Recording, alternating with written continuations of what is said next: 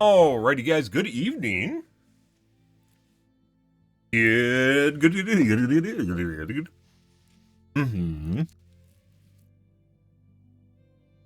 Excuse me while I finish my sandwich here.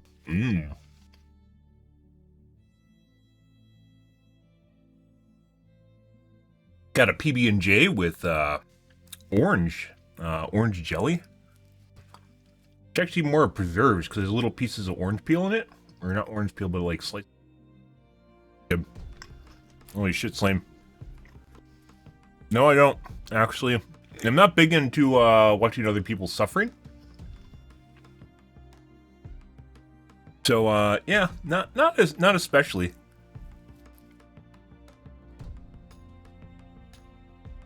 Not really my jam.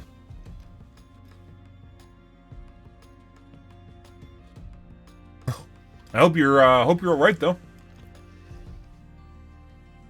Busted your ankle could mean it's sprained, it could mean it's bruised, or it could mean it's broken, in which case I hope you went to the emergency room.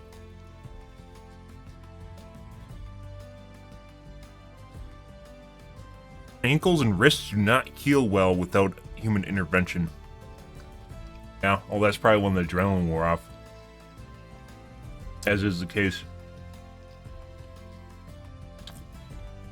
Wrists and ankles have a lot of moving parts to them, and as such, they're very complicated when they start healing. And if you don't get help on them, they can get really fucked up, and it could be the difference between you walking or not. So, not to scare you, but I hope you go get x-rays. I hope you go get, talk to a doctor, and I hope they tell you whether or not it's broken or not, if it's actually pretty bad. Because it could actually be, that could really fuck you up. I mean, you'll probably still be able to walk, but it'll be more like you're hobbling. So, yeah.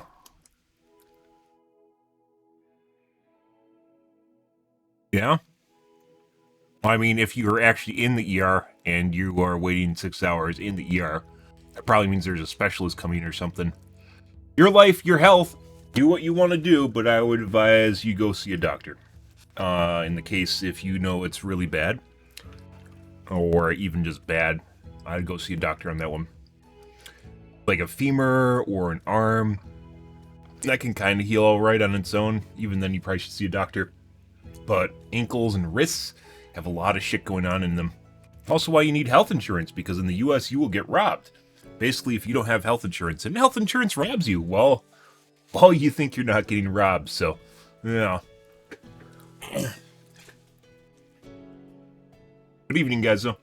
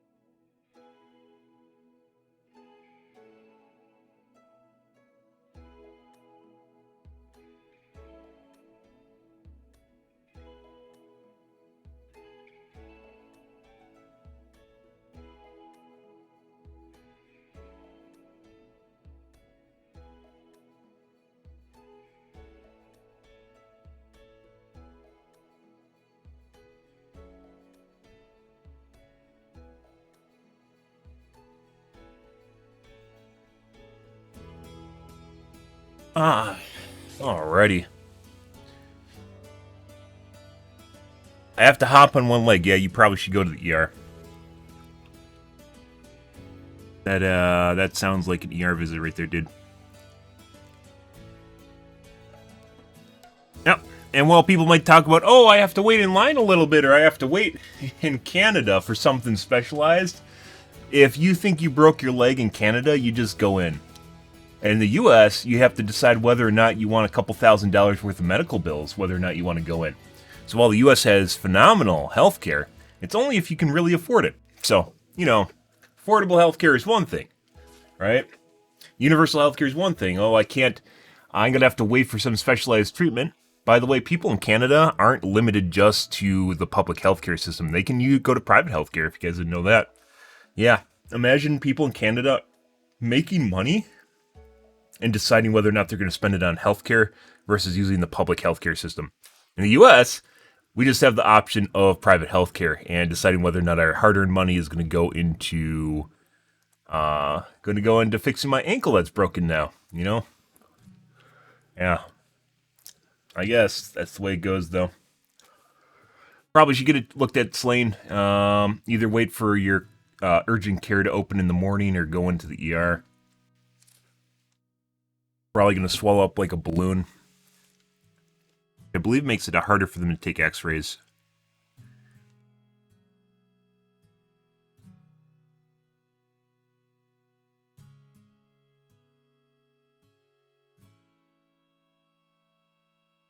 Good. Hope you guys are having a wonderful evening, though. Tonight, guys, we're going to be doing more Overwatch 2. Last night's games were pretty fucking terrible, putting aside the handful where we got cheaters in them.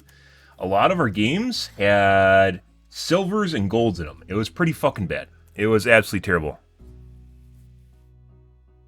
Oh, I mean... yeah, that's your life, Slane. You do what you want. Oh, what do we got? AV's bitching about something again. Oh, yes. Handsaws. Handsaws? Really?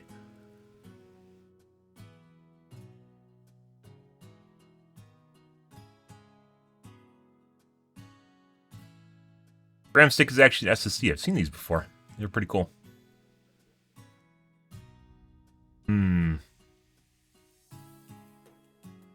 I honestly, of all the things he could test, I don't know how relevant handsaws are to really anyone at all.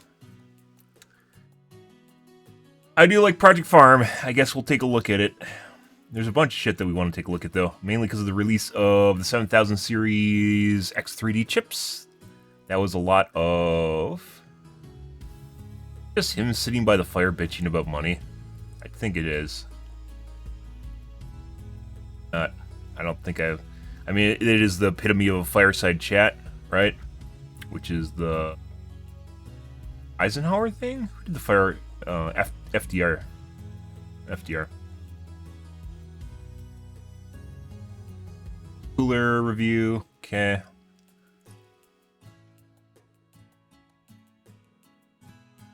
Let's take a look at handsaws, guys.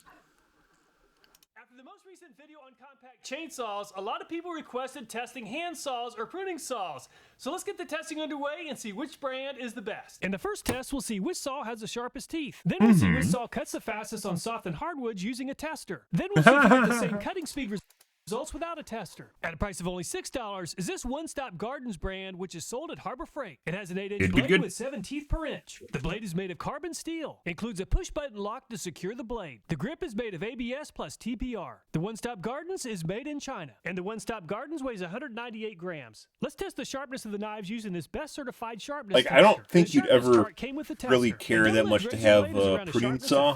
Something like this. Maybe some people go around pruning shit. High-end cutlery is anywhere from 250 to 350. Edges that need maintenance are around 400, and a butter knife is around 2,000. I don't know how this would work because serrated blades are a little bit different.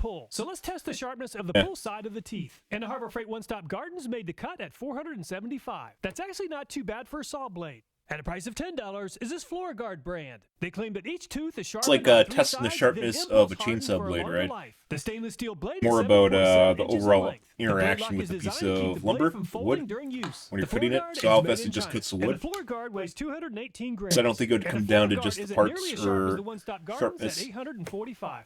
Amazon Basics also makes a folding Well, I mean, pruning that's saw lawn that has a garden. 7-inch That's blade. They sure. claim that their pruning saw Yeah, has triple that's cut razor landscaping. teeth that have a hardened steel blade. It's supposed to easily cut through small to medium-sized branches. Right out of the box, So I guess if you have a landscaping business, this might apply to you, but for most everyday person, I don't think most people have these.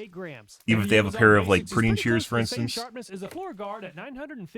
guess this is the option if you don't have a chainsaw. The Genward has a 10-inch blade made of SK5 steel. Not The nearly blade as takes expensive as a very high chainsaw. punching and has a Japanese-style triple slant staggered teeth. They Oh. claim this can easily cut to a 6 to 7-inch diameter branch. TPR and PP non-slip handle. Deploying or closing the blade takes some effort since the blade is extremely stiff. The Genward is made in China. And the Genward weighs 332 grams. And the Genward has the second sharpest blade yet at 595, or about 120 less than the One Stop Gardens. At a price of $12, is this Fujiwara brand. The Fujiwara has an 8-inch blade made of SK5 steel. Triple cut razor teeth are hardened to stay sharp for smooth, fast sawing. Anti-slip soft grip designed to ensure efficient trimming. The Fujiwara blade does not completely fold into the handle of the knife. The Fujiwara is made in Japan. And the Fujiwara weighs 216 grams. And the Fujiwara is by far the sharpest yet at 335 or 140 points sharper than the One Stop Gardens. At a price of $15, is this Work Pro brand. Made from ultra high strength and high speed steel. Teflon coating on surface of saw can prevent rust and dust. Soft and ergonomic handle ensures a Oh yeah, firm that's what grip. you're thinking Includes a about. 7 TPI I mean, aggressive staggered I tooth guess. design. So, Work Pro kinda- saw cuts kind fast of, with hand saws. The Work Pro is made in China. Real The Work talk Pro here. blade The does adult have one industry side is like the with lowest and hanging the Work fruit. Pro is Basically, allowed everyone to likes hit sex. 170 Well, grams. almost And the Work everyone Pro likes is about the sex. same sharpness as the And One if they Stop don't, Gardens at if they don't really think so, it's probably because they haven't really had good sex.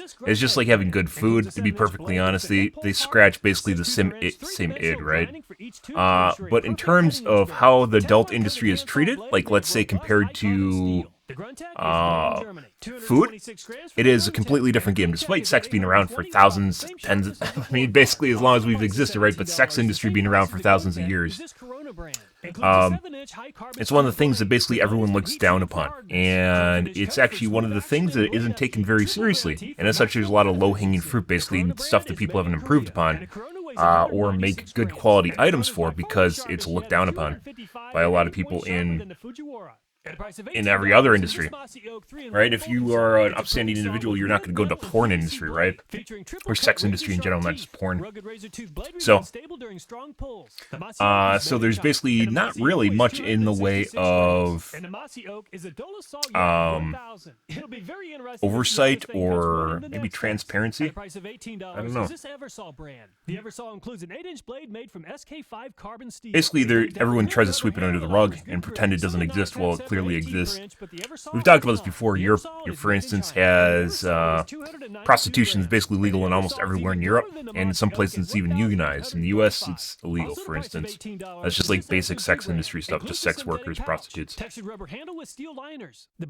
Which doesn't really make sense, but it just kind of shows you where sex is in terms of how people think of it.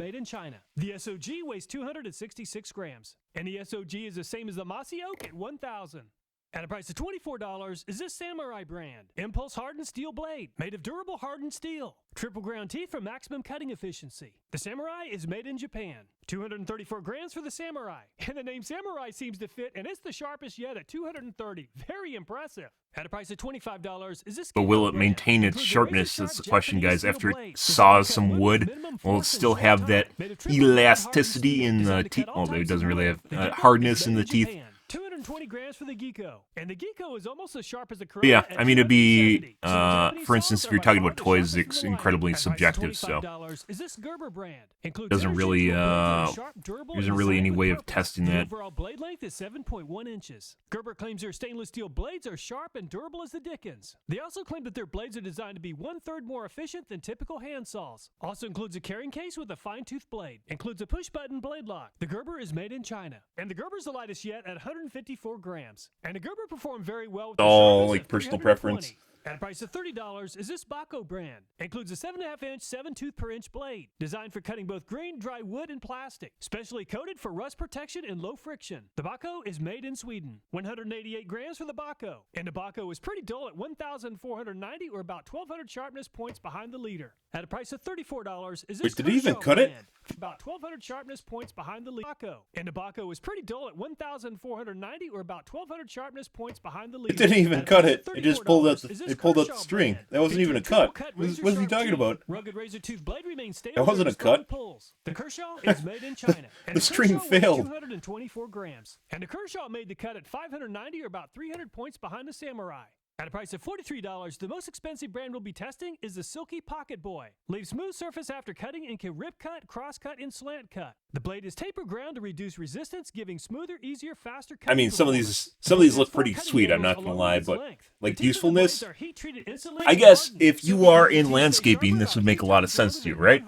I'm not in landscaping. Most people are not in landscaping. The Pocket Boy definitely seems to have the most comfortable handle. The Silky is made in Japan. 224 grams for the Silky.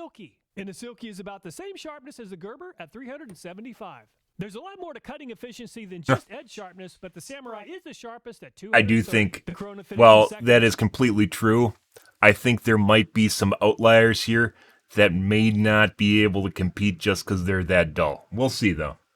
255, Geeko 270, Gerber 320, and Fujiwara 300. Need a pocket boy, pocket girl. This test will take geometry, tip, and blade edge sharpness using this tester that I put together. After fastening the saw to the tester, I'll add a steel plate and 2 clamps that weigh right at 4.24 pounds. The tester handle has stops in the front and back side that allow right at 5 inches of blade travel. Let's start with softwood, a 3/4 inch wooden dowel. With 4.24 pounds of downward force on the handle, the one-stop Gardens made the cut in 8.5 back and forth passes. And the floor guard didn't perform nearly as well on the sharpness test as the one-stop Gardens, and it didn't perform as well on this test at 15 back and forth. This is why we watch his channel, guys.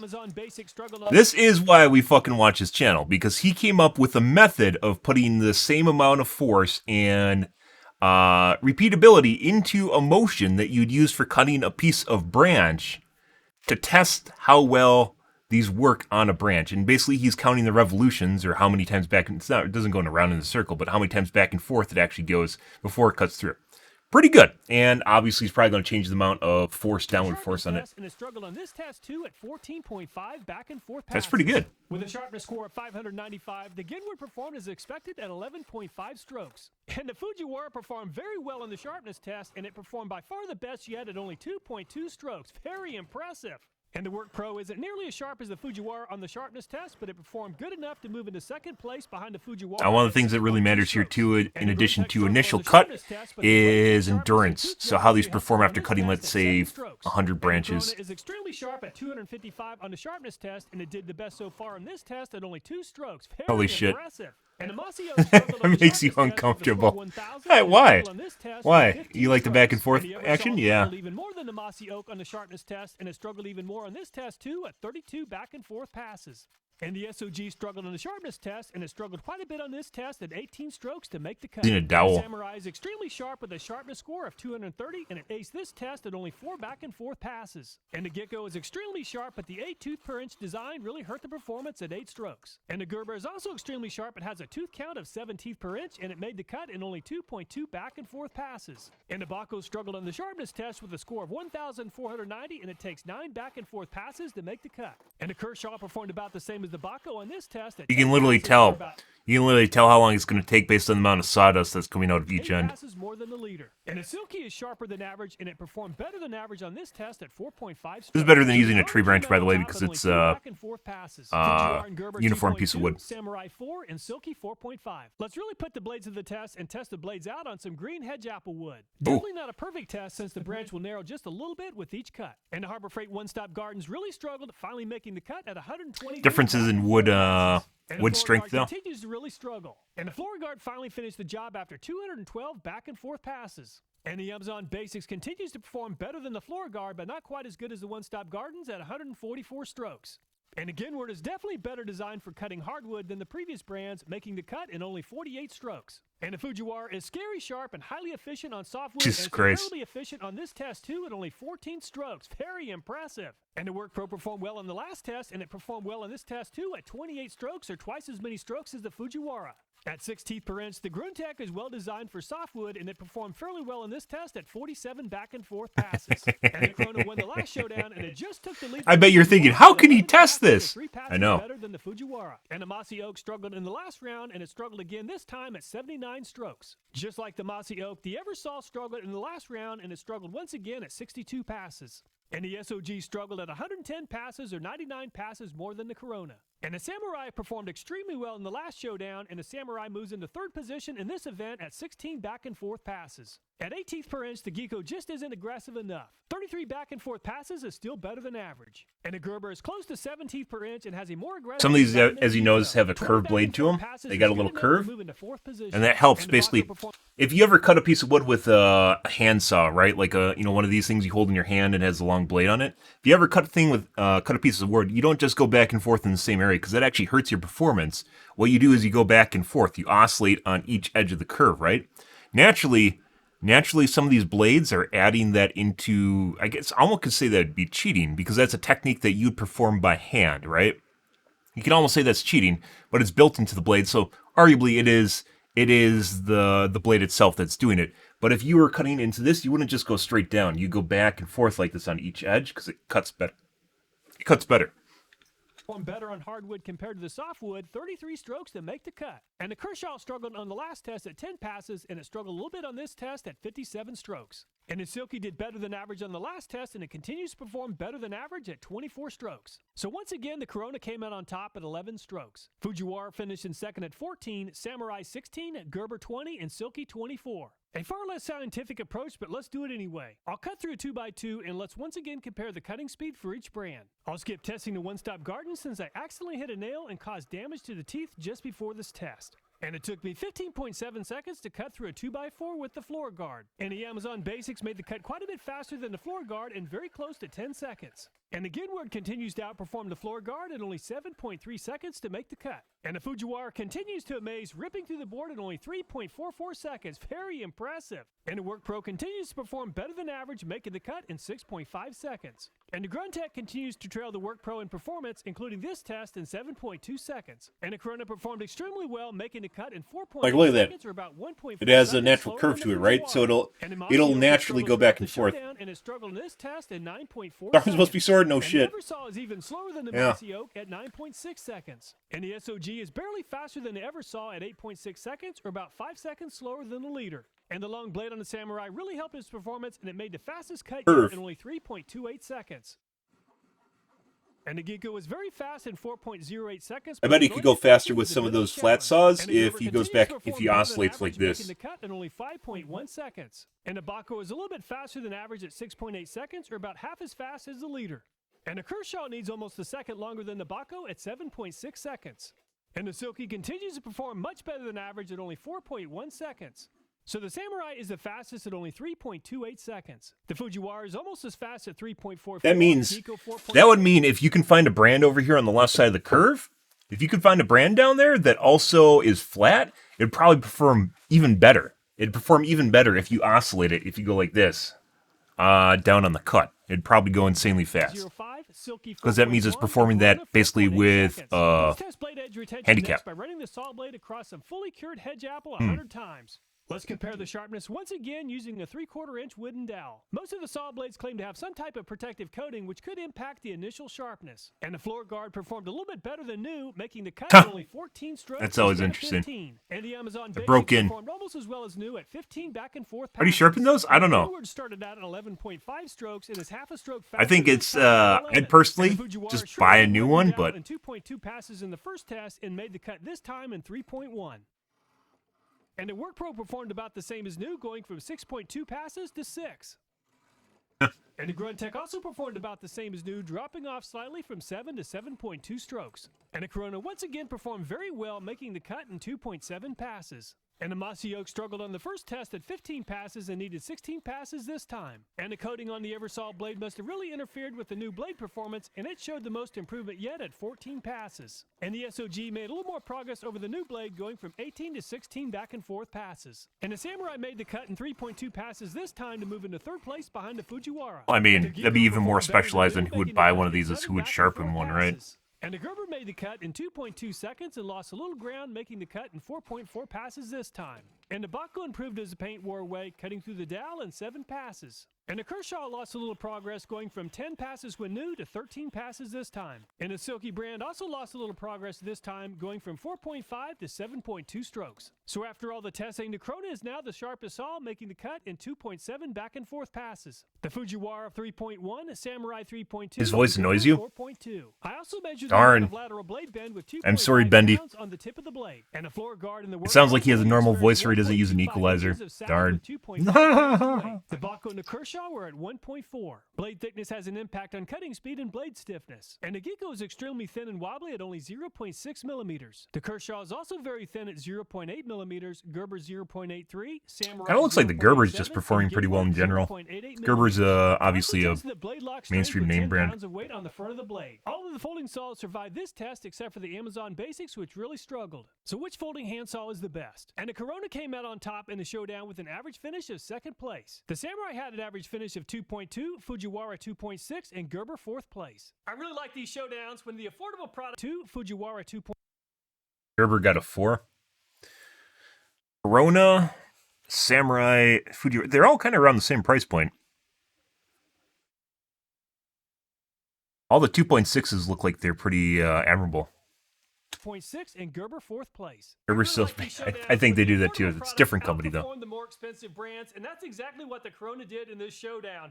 It's a very good handsaw and would definitely be my choice if the price was right. All the videos in this channel, including this one, are viewer suggested. So if you have a video idea, I hope you'll take time to leave a comment. Thanks so much for watching. Please take care, and I look forward to next time.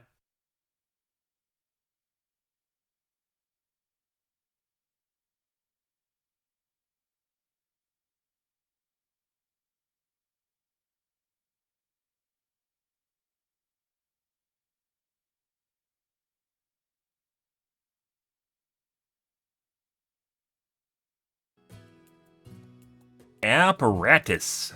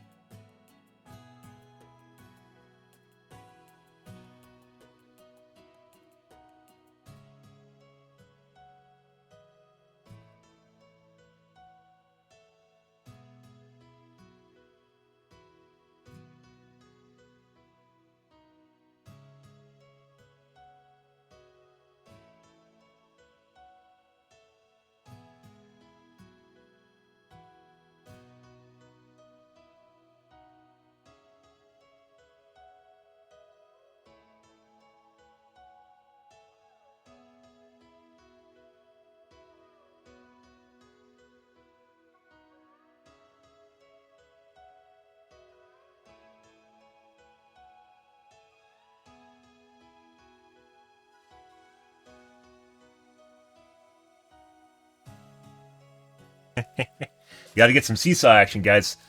It's not just about the back and forth. It's about the technique. It's about the technique, right? Be like more like that instead of like that. Be more like that. Oh yeah. Oh yeah. You got to get both edges. So basically, what happens is you cut down on a piece of wood. Imagine, right? You cut down on a piece of wood and it slowly gets removed. It's flat like this, and you don't have any purchase. There's no way to get a nice pinching action, I guess you could say. Like, if you go at an edge, it'll be faster than if you go at a flat surface with a blade that's designed to eat away at something. So as it gets flat like this, you'd go, instead of going like this, you go like this, which would eat away at this, and then it become flat, and you go back onto this, which would make a flat surface, and then you go to the edge here once again, and you go back and forth on the edges.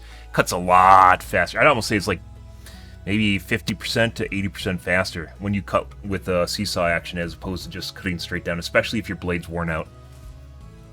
It's actually pretty good.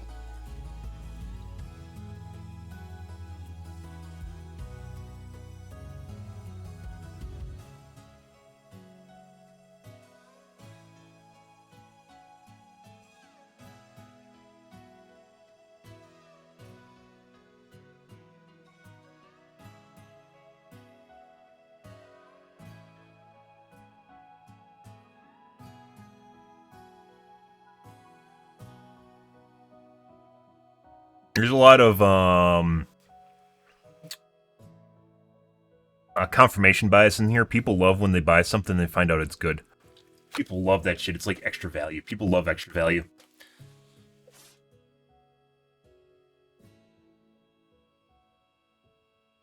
Good stuff. Love his videos. Oh, we didn't do the winches. We won't do the winch tonight. What time is it? Also, I have some decaf. I'm going to take a look at this just because it's really cool. We're going to take a look at one more here, guys. Bauer? Bauer? Hey, welcome back to another video. If Thank I you. would ask you what you think Welcome this back is, to Bauer. I'm pretty sure that 99% would reply that this is a memory. This is deceptive. He has one side flipped over here. We were looking at the normal side. I've seen these before, by the way, and this isn't the first one. They've made them over the last couple years, I would say. I've never seen one tested. Module. It kind of is memory, but it's not a normal DRAM module. This is actually an SSD. And back then in 2010, when this came to the market, SSDs were still in the 2.5 inch format, and you typically had to connect it over the SATA cable and also SATA power, and you would have it apart from your mainboard inside your case. And this vendor figured out in 2010, probably also earlier because it takes time for development, but they probably figured out that having something that can be plugged directly onto the mainboard would be much more convenient. M.2 NVMe SSDs came much later, so like 3 or 4 years later than this. So that was actually a quite nice idea, but looks like it didn't really make it. We're still going to check it out today. The product which we're going to check out today is called SATA DIMM, and the name pretty much explains what we also have in front of us. Quick note about this logo, because that's the manufacturer. It was called Viking Modular. Nowadays, if you want to access the page Viking Modular, it doesn't exist anymore. There's something that sounds kind of similar. It's called Viking Technology, which you can still access. But sometimes when companies go bankrupt, they do like a chapter. I think it's chapter 11, which is they restructure, and they just pick up a name that's like their old one, but it's not the same. There's no information about something that's called SATA DIMM. Rebrand. And what we have here, again, it looks like a memory stick, a normal DRAM stick, but that's not the case. It's still called DIMM, so Dual Inline Memory Module, which is true because it's still a memory module, but it doesn't contain RAM, it contains flash storage. We can see all these flash modules right here, and in the center we have a pretty typical SandForce controller from back in the day that was pretty common on like OCC drives, for example, and that was also used on this SATA DIMM. If we turn it around, flashback. That's why you know it's called SATA DIMM, because it's a DIMM with a SATA connector that's forming the entire SSD. It is using DDR3 standard, which can be a bit difficult because if we want to plug it in a nowadays system, I mean, we are at DDR5. Why is it doing that? Why when I hover over the video is it pausing? And I mean, Windows 11 problems? Is still quite recent, but yeah. What the fuck is that?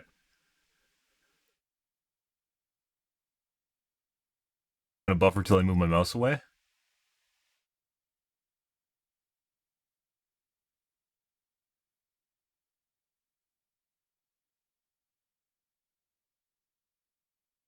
DDR3, that's not going to work out on more recent platforms. We will get back to that problem later.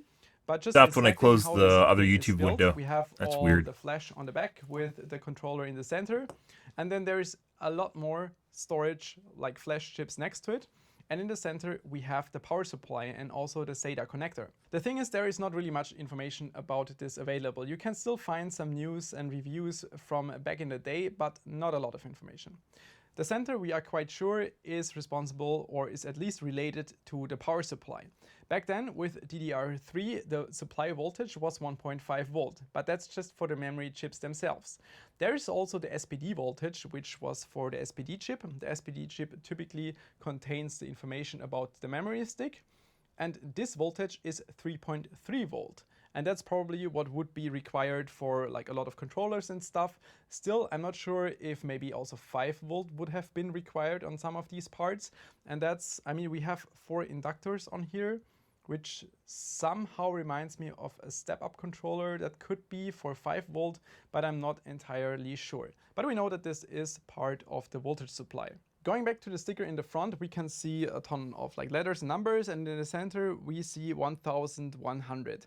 I'm not quite sure what the first one stands for, but the 100 after it stands for the capacity. So this is a stick with 100 gigabyte of capacity. When it comes to the flash itself, back then there was MLC and SLC available. Again, I'm not sure because there is no datasheet or anything about this. I'm not sure if this one is using MLC or SLC. There were multiple different versions of this out there, and if we go back to the sticker, it reads 3400. Again, I'm not sure what message the manufacturer of the memory sticks or the memory chips that this is with the serial number, and they'll figure it out. Module. And sometimes they even have a thing online. You can also see that it looks a bit different. Decoder online. Generally speaking, again, we have some voltage supply related PCB again in the center. Here would actually be space for a SATA connector. But following this cable that's more like a thin PCB and then a PCB in the end, you can see that this is actually our SATA connection. And I think this might be an optimized version for very slim systems, because if you think about having a slim server or like a mini ITX system, then plugging a SATA connector from top might not be as convenient. So maybe this was the battery on it too? solve Looks like it's this bloated. issue. If we compare the previous stick, the first one, to the second one, it's not only the SATA connector which is different, but also in addition we have a capacitor on the left. And honestly speaking, I first had to figure out what this even is. I mean, it looked like a battery first, but then if you look at the specs and everything and you try to Google it, then you figure out this is actually a cap.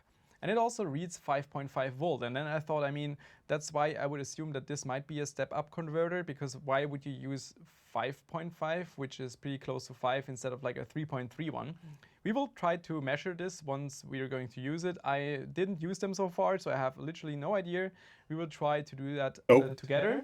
First-hand reaction, guys. Comparing both, you can see that also in the previous one, you could see that they are our solder pads. So you could theoretically also probably place the same cap on there. I'm not sure why it exists on this one and not on this one.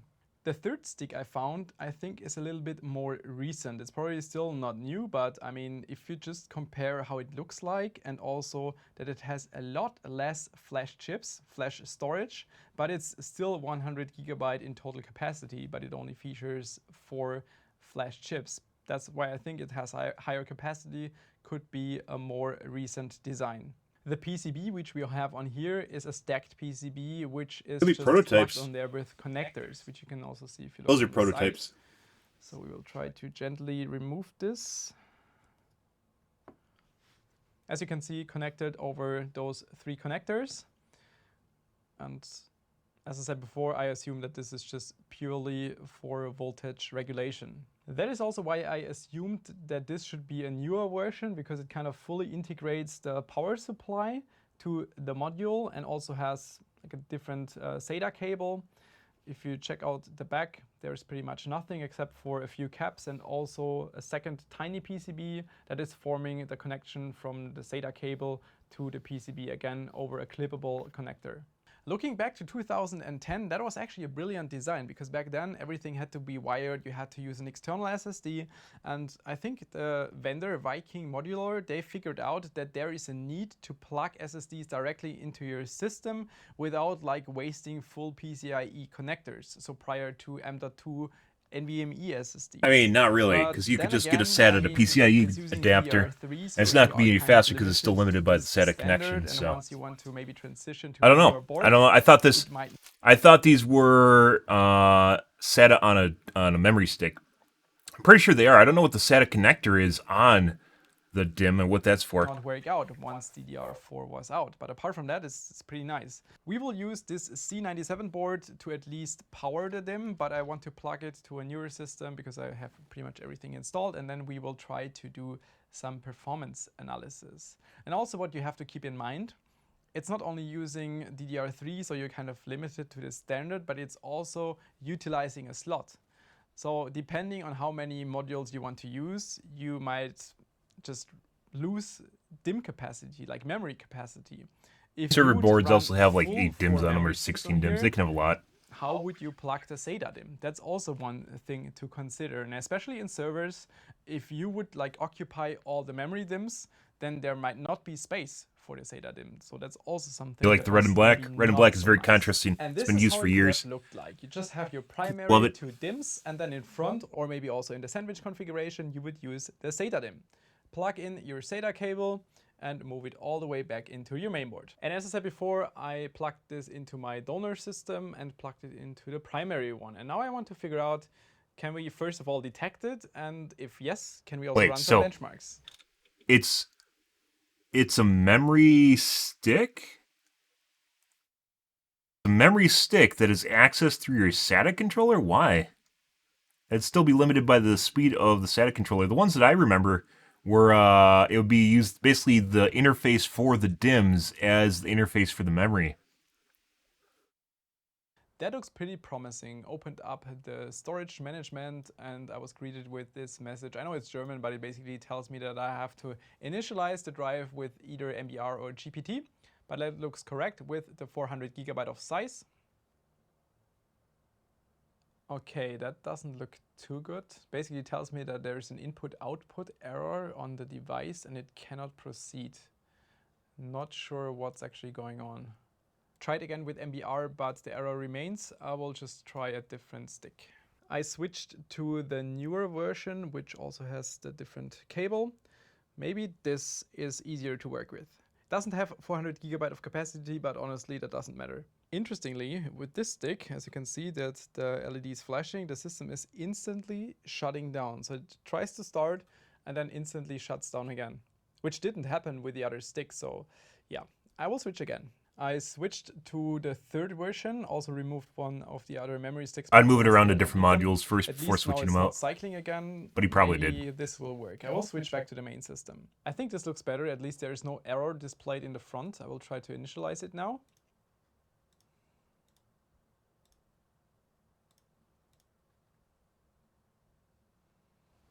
Nice. Formatting the drive took over 5 minutes, which is a long time, but at least it worked.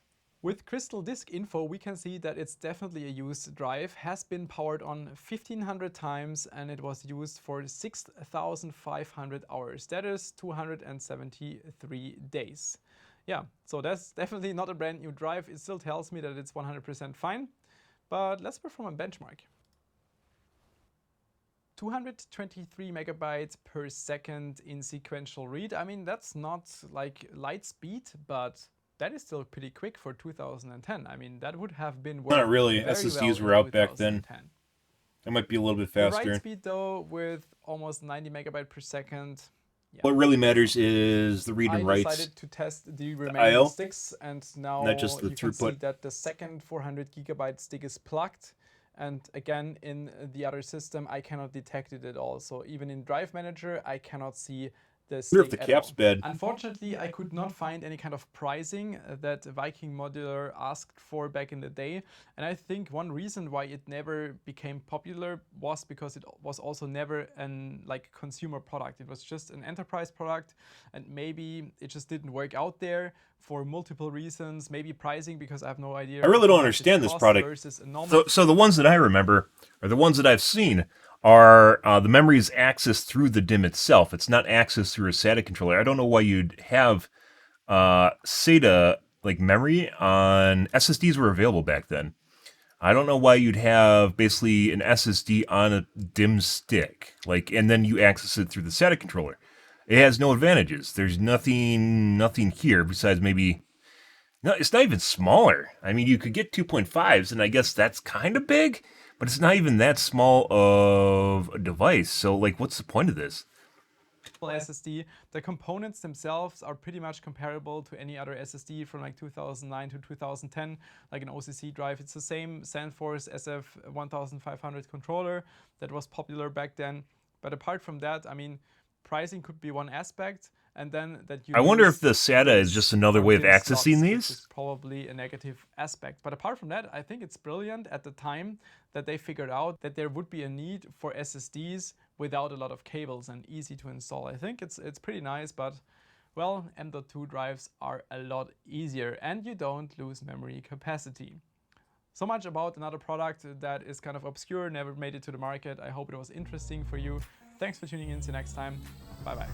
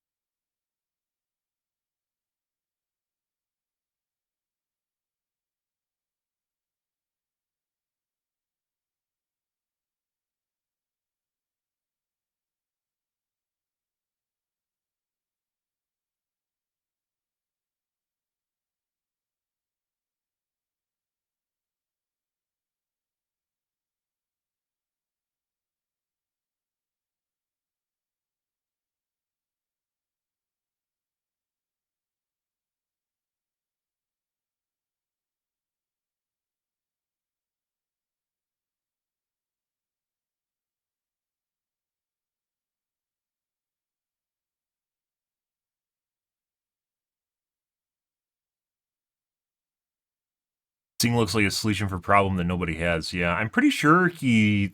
It could be because there's no information available, but I'm pretty sure this is supposed to be accessed through the DIMM slot. It's not... It doesn't work like normal memory. Your system can't use it like normal memory, but you use software in tandem with this to access it through the DIMM slot, which allows it to basically be much faster than a normal SATA drive. I think he misunderstood it, or it could just be this is a shipped product, but I don't think that's correct at all.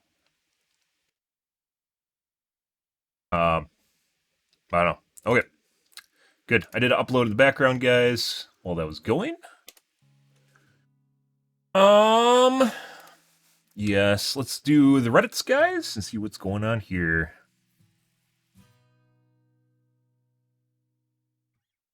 Casted a frag grenade that can bounce off walls and be shot to detonate early. No, that sounds like Ash.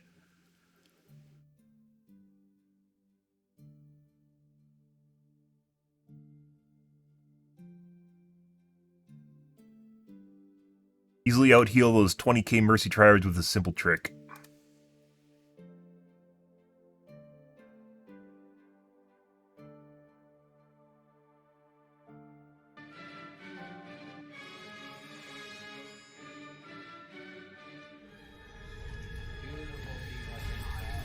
Yeah.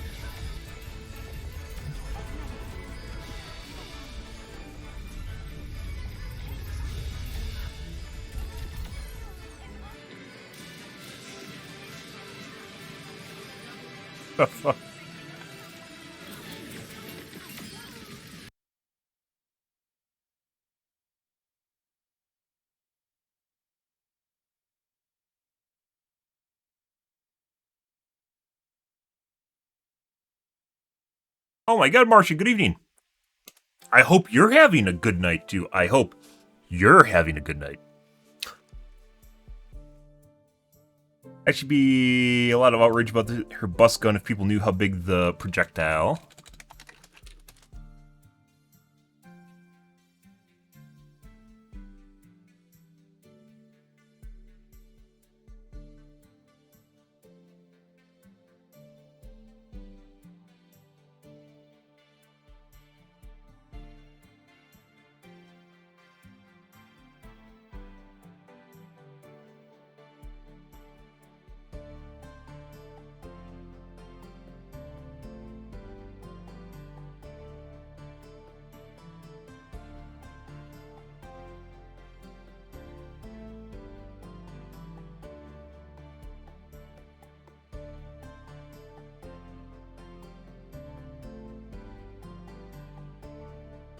Anything of a bigger projectile? I don't know, Bastion might have big projectiles, I'm not sure.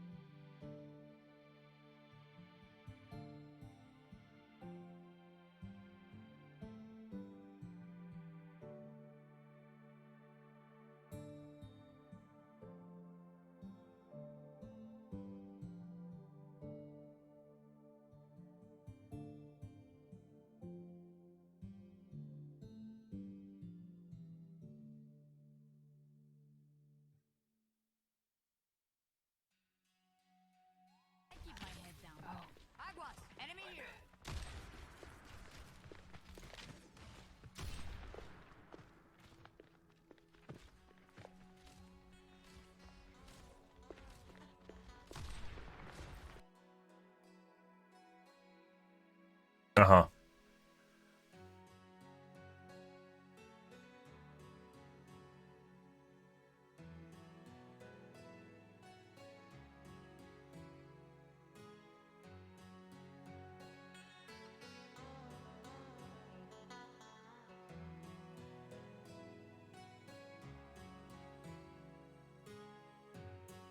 This is where they awkwardly became friends? Uh-huh.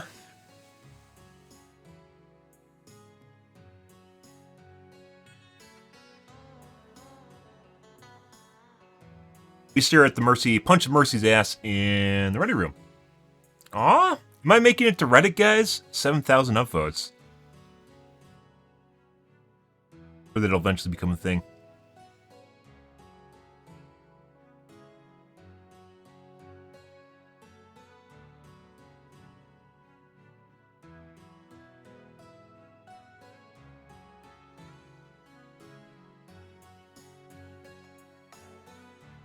Okay. AMD Reddits.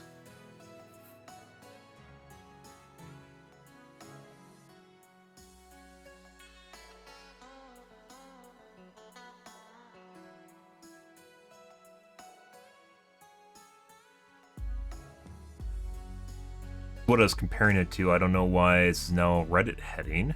That's not what they originally said.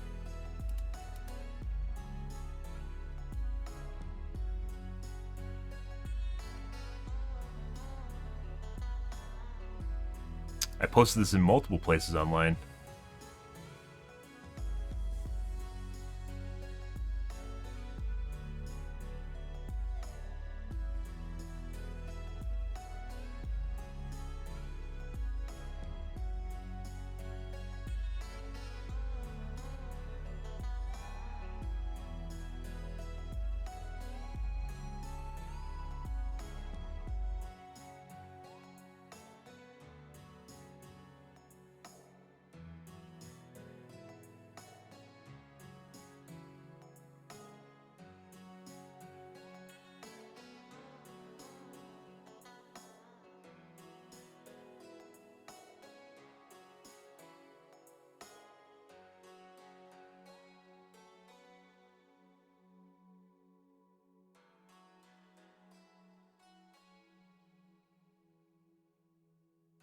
I'll get downvoted, that's fine.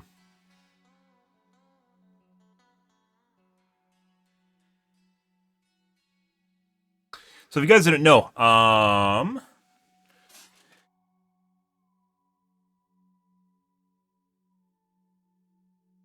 DBD right now has a shitload of DDoSing problems. I don't think it's new. There used to be a bug like a year ago in which people could figure out your IP address, and I don't think it was ever fixed in the game. And it's just someone else got a hold of how to find your IP address through the game. It was never patched. And as such, a lot of streamers are now getting DDoSed. However, there's also some that aren't getting DDoSed, which is also kind of weird. I think you have to have over 1,000 viewers to get DDoSed or something, so... Yeah, I was looking at some of the other streamers tonight that are all under 1,000, and it doesn't actually look like they're getting DDoS, so...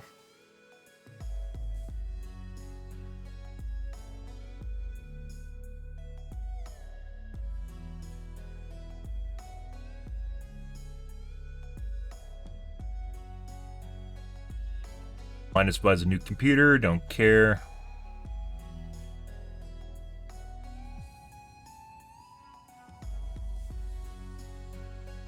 Reddits, let's see all the bitching about DDoS. Threads on DDoS? That'd be weird.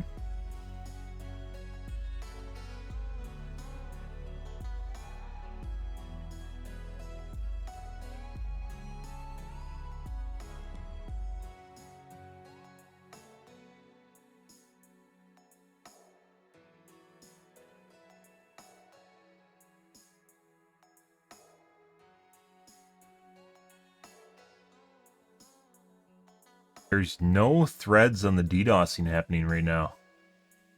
Despite all the big creators talking about it. That's interesting.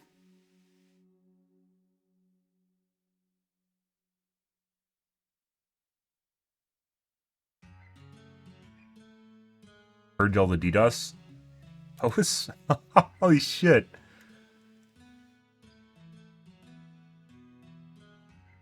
What? That'd be very Dead by Daylight-like, where they just get rid of something they don't like.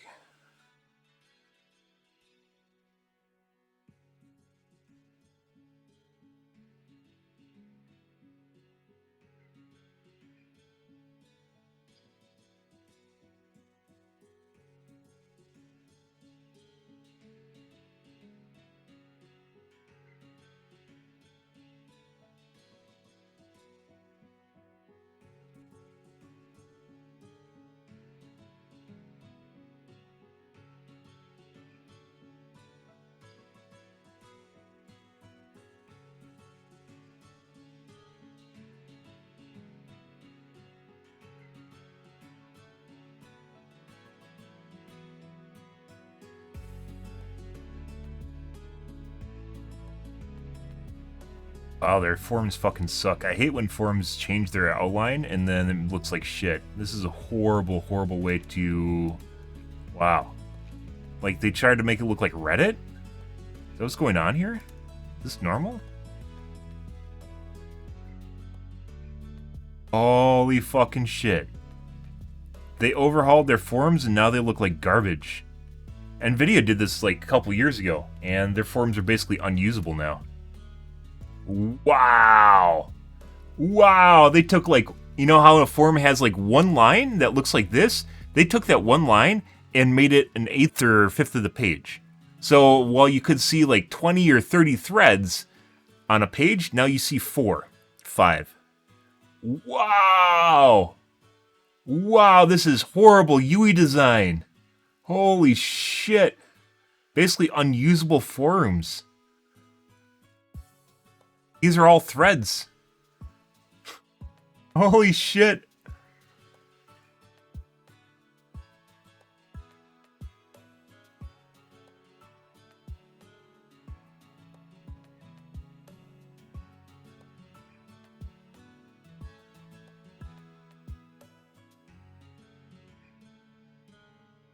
Wow. I don't know who made up this design. Like, we've talked about before, as a UI designer, guys, it's basically a job of keeping yourself employed, and as such, you end up with shit like the Microsoft ribbon. I like bringing up the Microsoft ribbon because it's one of the most horrible atrocities ever created, in which you take like one item and you make it take up half the screen. This is another example of that, where they just put a shitload of stuff on your screen that has no impact with a lot of padding, so just a lot of empty areas and spaces. Yeah, and it looks like garbage. Windows 11 is the same way. Holy shit. Like, they just reduce your information density hardcore. Maybe there's a way to go back to the old one. I kind of doubt it. Normally stuff like this is adjustable. But... Wowee, guys.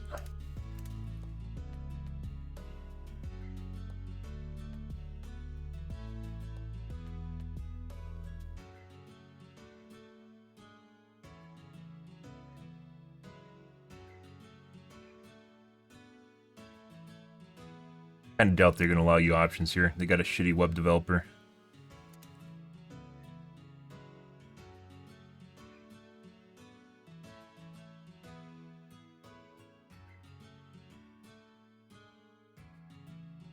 Their form redesign is terrible.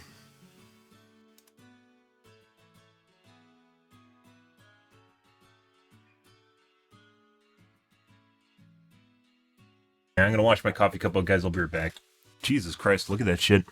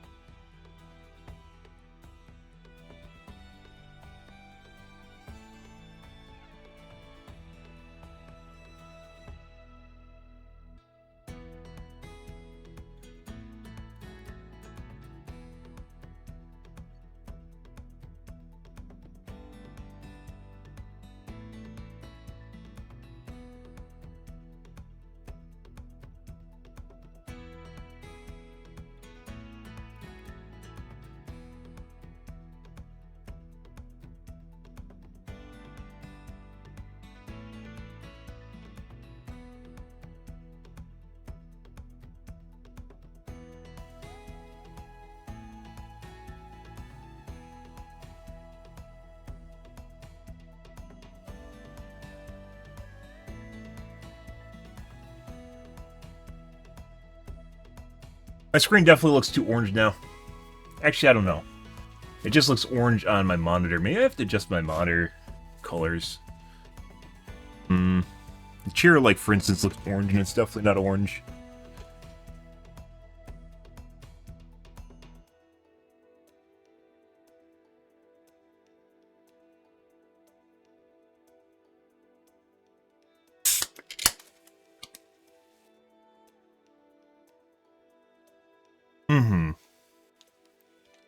Dear God.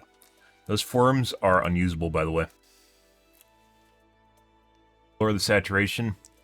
But, like, the problem is, the white balance was attempting to correct... Actually, like, on my desktop, on the other hand, like, it looks sort of fine. The white balance was attempting to correct how, like, I look too white. Actually, my laptop, I think I look kind of fine. It still looks kind of orangish. On my desktop monitor, though, it looks fucking weird.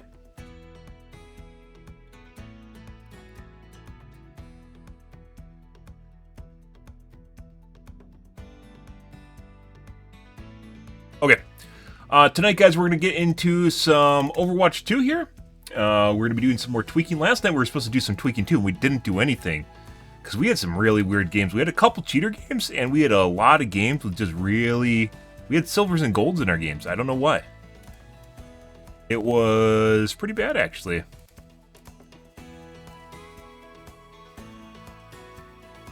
I didn't change anything. I didn't change any setting at all. Nothing changed.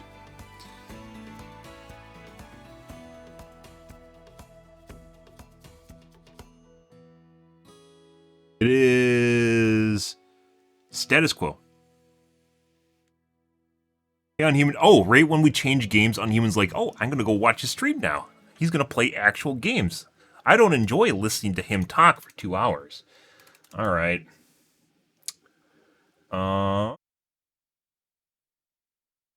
Yes. We're gonna play a couple games before we start tweaking things. What did I even want to tweak last night? It was full screen optimizations.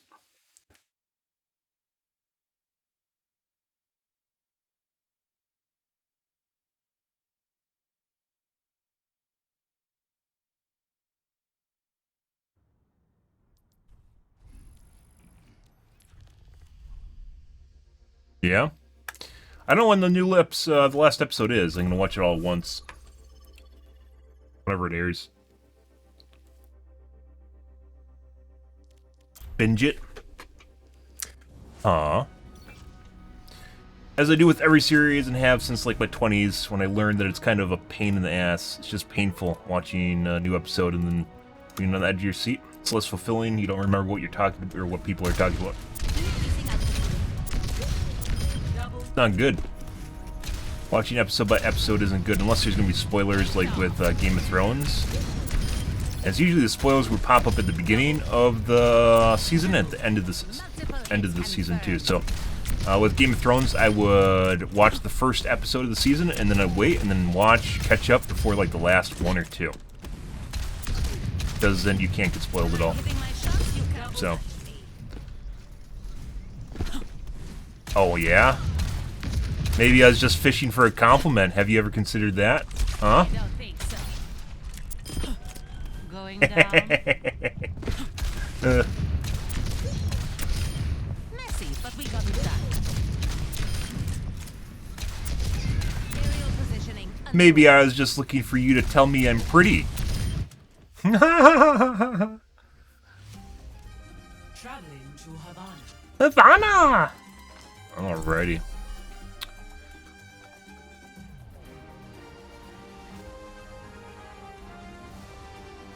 Mm-hmm.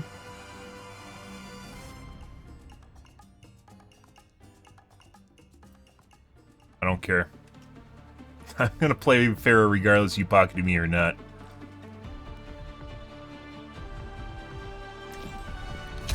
Strike from above.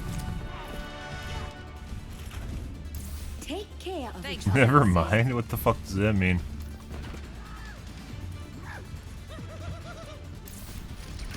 Going on iBurn mode. Need help, just fly to me, Angela.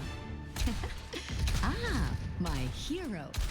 You're like a knight in flying out. That's what I'm going for.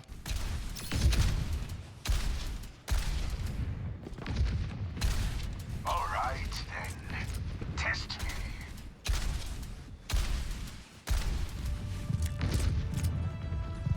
5, 4, 3, Aerial positioning underway. 1. Attackers incoming. Stop. Widow? I see an enemy. En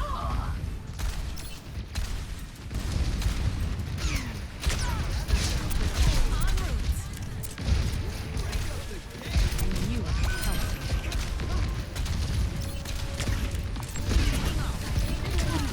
Enemy over here.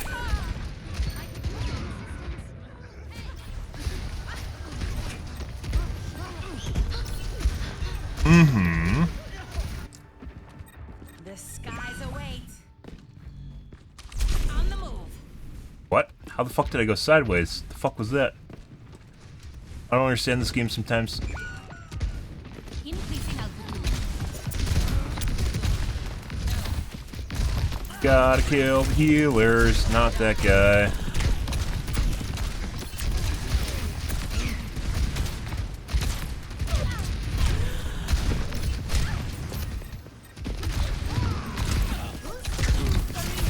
Suck my dick, Mercy.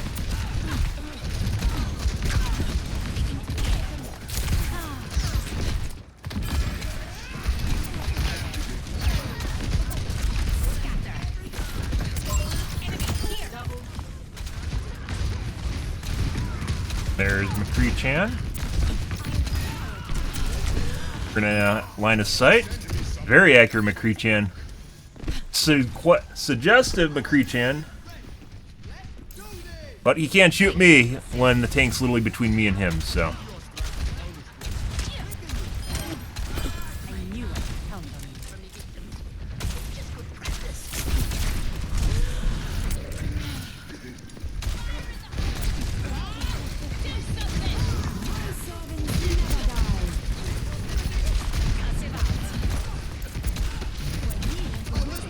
I don't know what the fuck he's doing.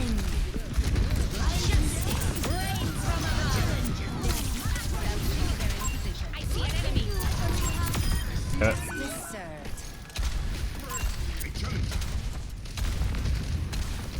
Tank's gone. There's no pressure. That's why you kill tanks, guys. Our entire team's trying to kill the Ana.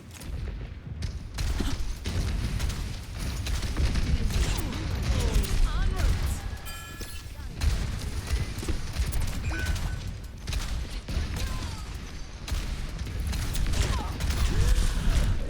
All their shots. Good for them. Wait for the 3-tap. Yeah. Positioning underway. Very accurate.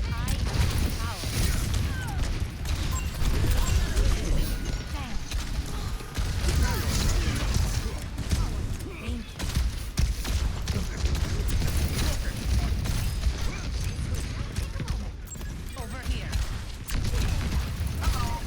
Over there.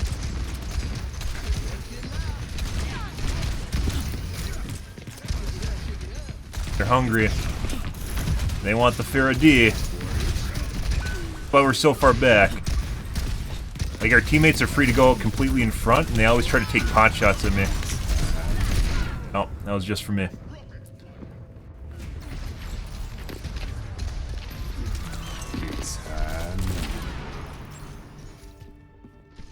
Returning to battle. Yep. En route. Also, once again, 30% accuracy, guys. Up and away.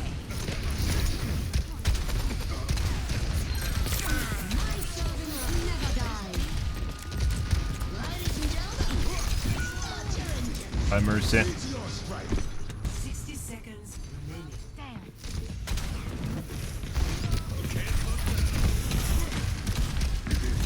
I knew I could count on you. Increasing altitude. I always forget there's a med kit over here.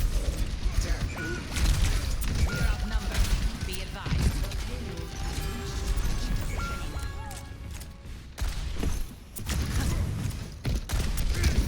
Justice reigns from above. But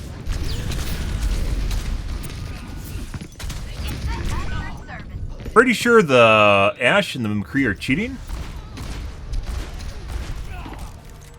He still fucking fires when I'm behind shit, so yeah, like that's not normal reaction. Like, hey, look, the guy, like I'm clearly not on the screen anymore, and he still clicks the trigger. But the aimbot detaches because I'm behind shit because it's smarter than he is. Pretty sure. Missing there.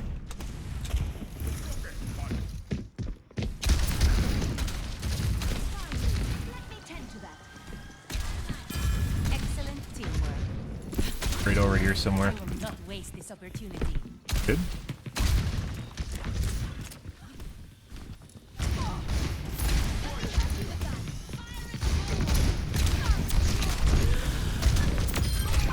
No. The McCree is borderline brain dead, but he hits all of his fucking shots. This guy's missing all of his shots. And he hits all of his shots on me. Shake it off. Repositioning. Good. At least we're getting, we aren't getting gold and silvers tonight, because that was ridiculous. So.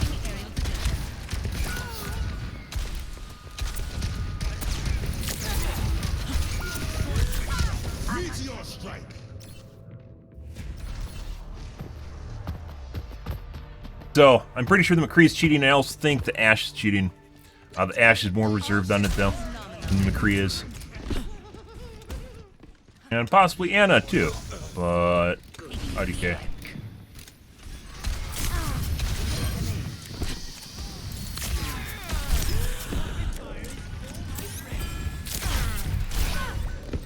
No. Good. Anna doesn't miss at all. Thanks for the assist. I'm not done yet.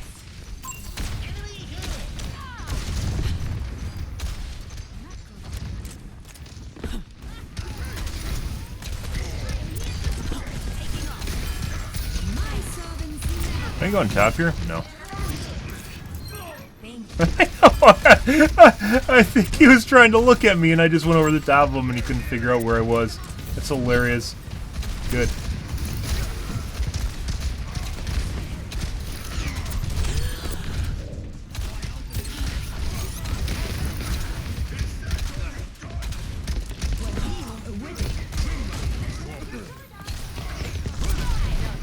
Fucking McCree just walks out like a fucking turret in the middle of the roof. Like, look at this shit. Has a hit reg issue. Literally just walks out in the street trying to shoot me. Oh my god, mercy. Yeah. And then the Ashe 2 taps me.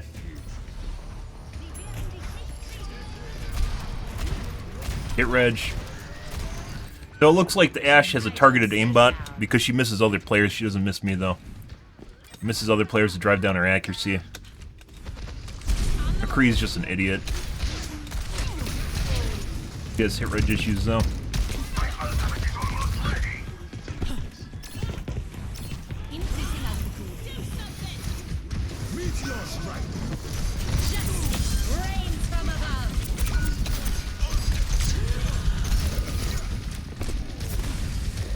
We didn't die to Bob. We didn't die to Bob.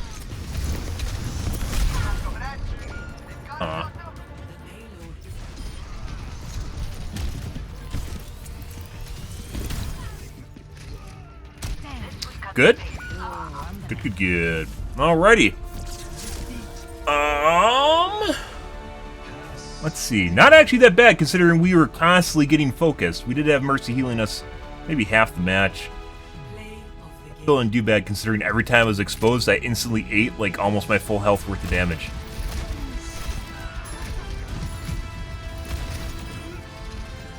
Guy has a lot of, like, you can see him shooting people and hitting them, but it doesn't count. Which seems to be pretty prevalent with people that are cheating for some reason.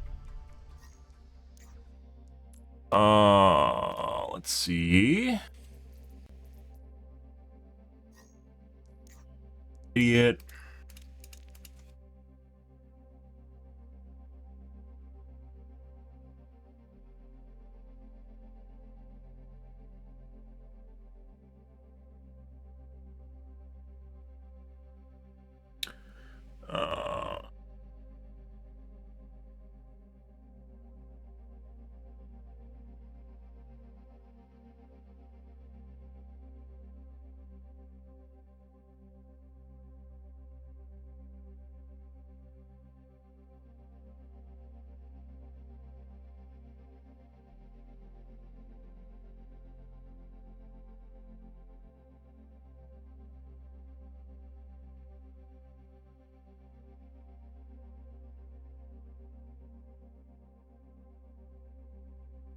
Okay. Then this guy.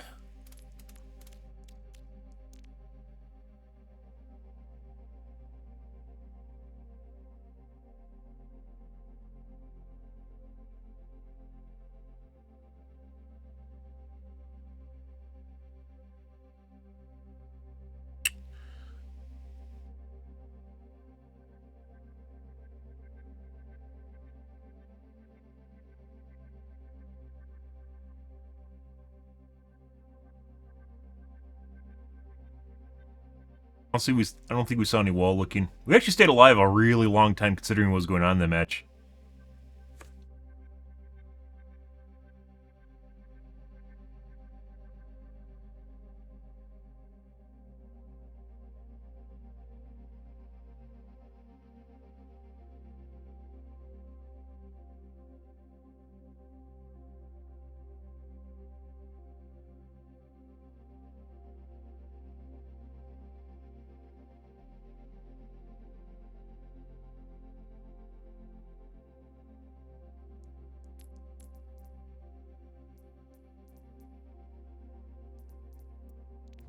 And I didn't miss either, but that wasn't really... Compared to what else was going on in the match, it's not really that big of a deal. Good. Next game. Mm-hmm. Strike from above. Taking off. We'll give it maybe 3 games here before we change things up, just to get kind of a baseline for what's going on here. That was a 30% match. We were highly suppressed that match, which will lead to a lower accuracy in general. Prepare your defenses. You have to take corner shots and shit.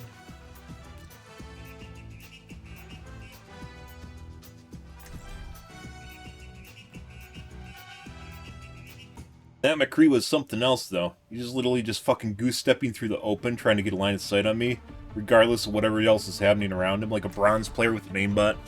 Crazy shit. Strike from above. Just to warn you, I don't have a lot of experience healing people who fly. Just hit me in midair. How hard could it be? I'll make you fly. Ooh, I live for this. Repositioning.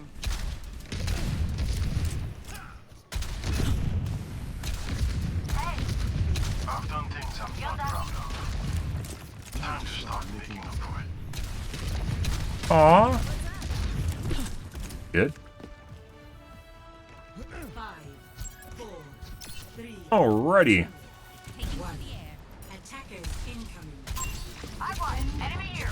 That was interesting deflection. Normally you don't expect to get shot from spawn in this match. Anna?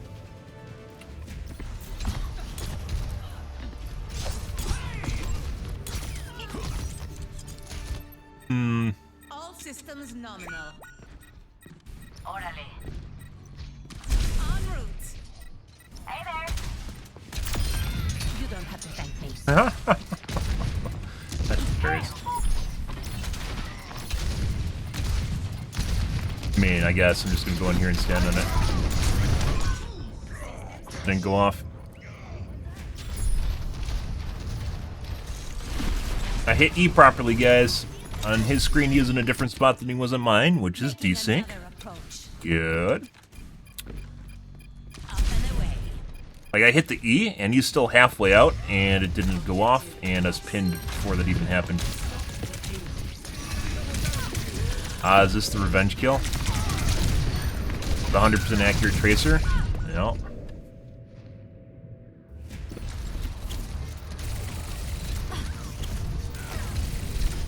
100% accurate. Another go, maybe. I don't stay down. Repositioning. Hanzo, at your service. Let's kick this off.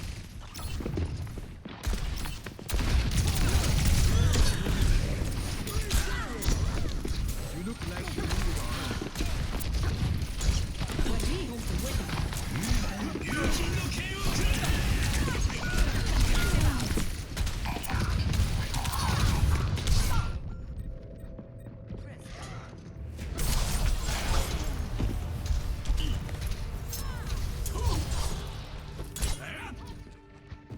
Always more to learn.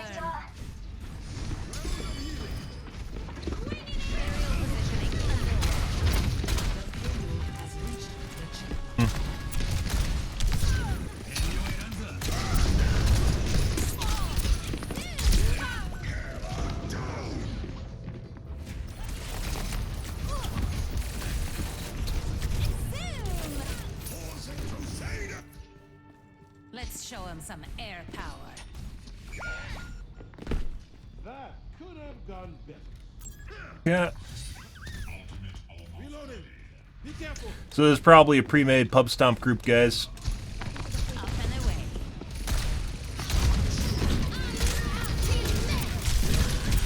Oh, dude.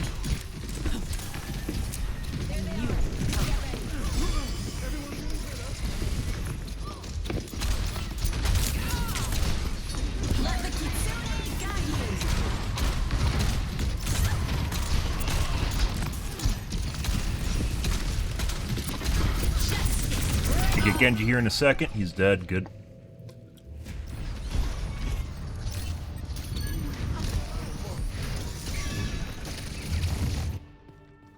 I don't want to talk about it.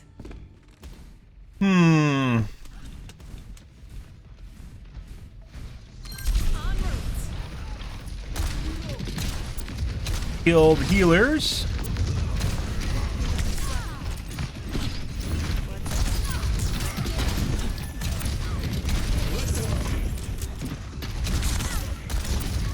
Fuck off, Genji.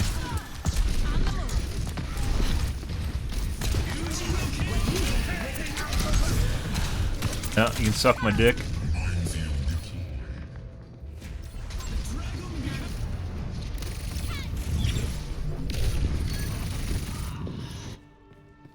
Shake it off.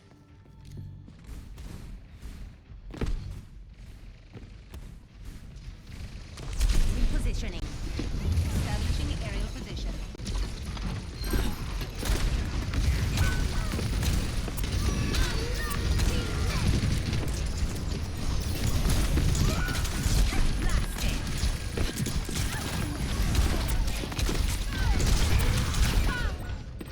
Careful, we're outnumbered.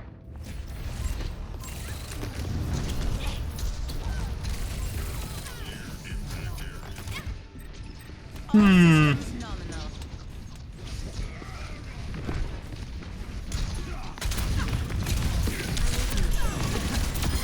This round goes to Kitsune Gaiju.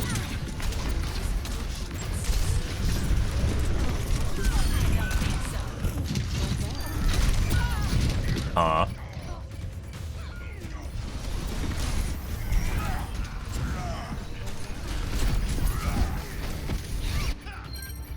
Always more to learn.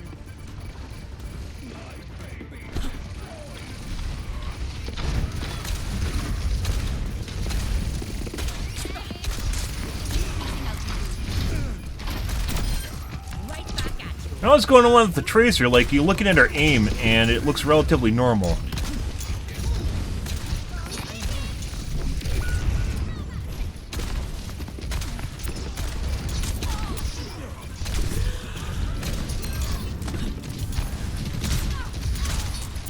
And fucking go after the Genji, and the Ana's fucking shooting at me. Ooh, I like these.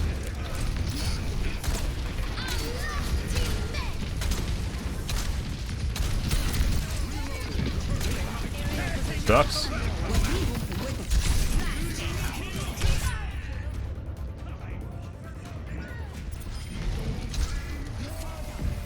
Just for me again.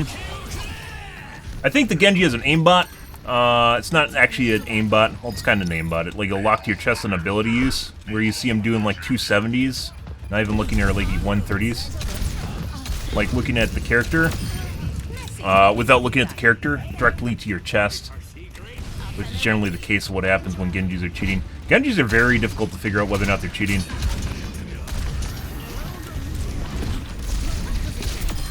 Bye, bitch. Get rid of that. Nope, you fucked up, Genji. Get the fuck out of here. Missed your chance.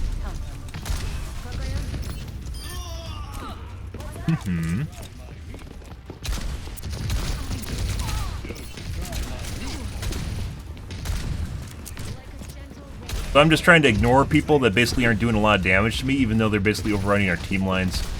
So we spend a lot of time literally chasing flankers. We have to kill their healers, though. Especially their fucking Ana.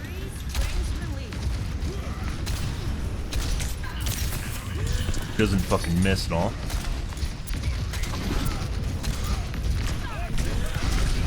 There's a Tracer who apparently got off.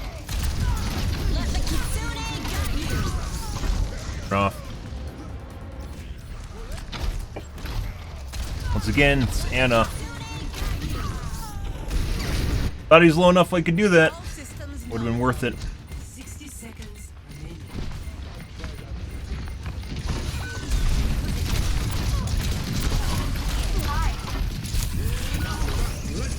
Ana, I'm pretty sure, is cheating as well. But she doesn't really see it. She hits all of her fucking shots on healers. Or on their heals. Doesn't actually have that much in terms of healing either. Doesn't miss me. Yeah, and as mentioned, it's a BM lobby. It's pre-made. Play of the game. Good shit.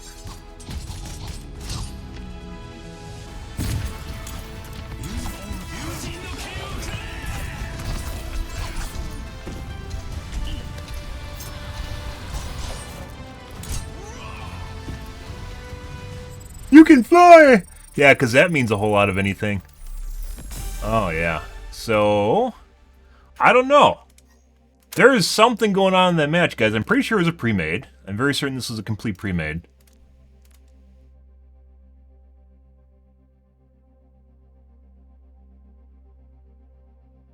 I don't know about the Tracer. I'm pretty sure the Genji is cheating.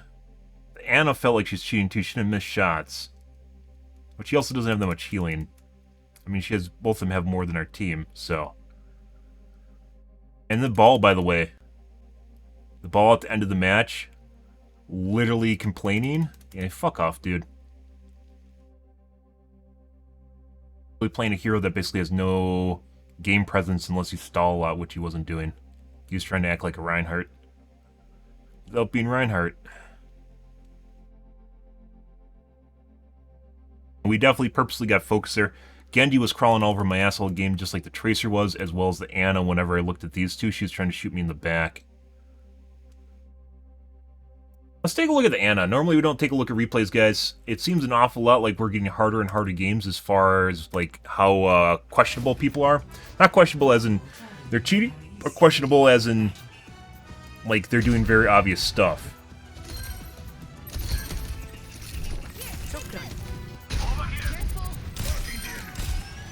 Like I said, she doesn't fucking miss.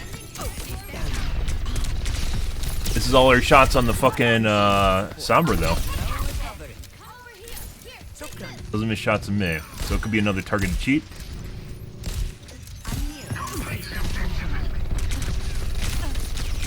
He misses all of her shots on the Sombra. This guy hit all of her shots on me every single time she saw me.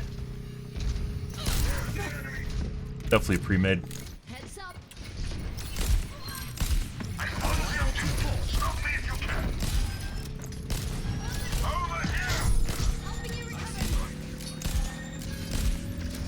I think she killed me maybe 3 or 4 times in the game.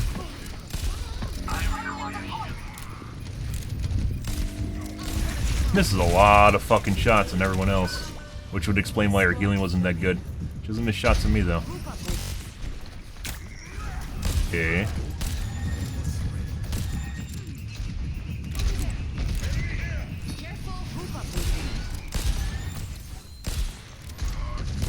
Literally misses a shitload of shots on everyone else. This doesn't even make sense.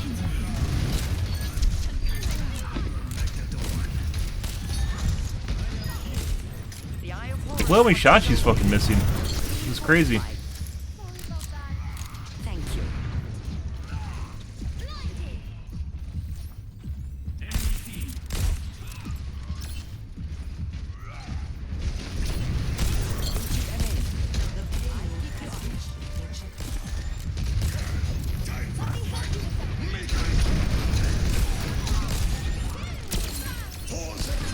That sleep dart would have hit if I didn't die just now. The payload's There's no way. There's no way this guy's hitting crack shots on me if he can barely hit his teammates with heals. Let's group up. My ultimate is My charging. ultimate is ready. Come on.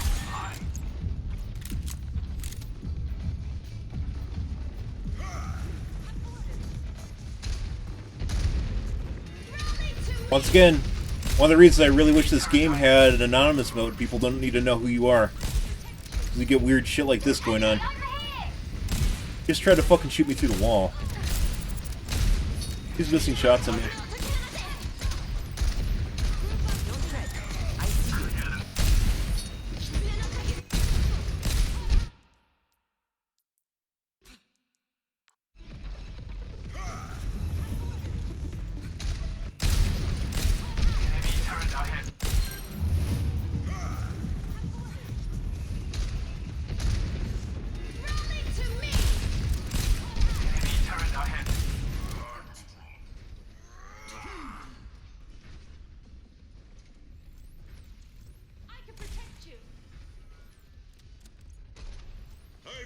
Maybe it's just an accident?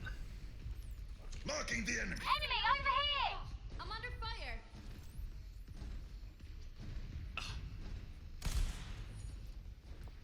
Enemy over here. Looking better already.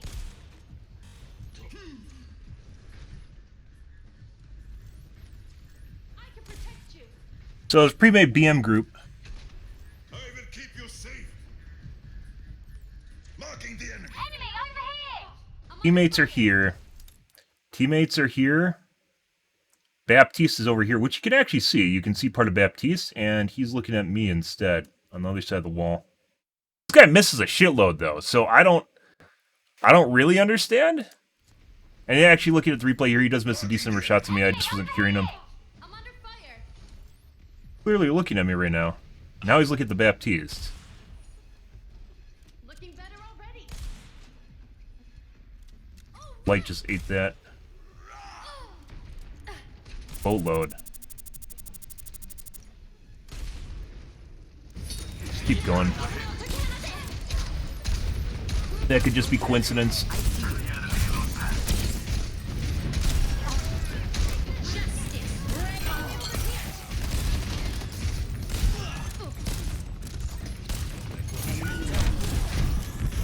What would it be, 90 degree?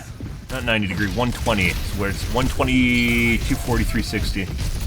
120 degree turns off screen, which your line of sight's 101. Maybe 140. I appreciate the support. The payload is under my protection. Join. Targeting hostile. My ultimate is almost set.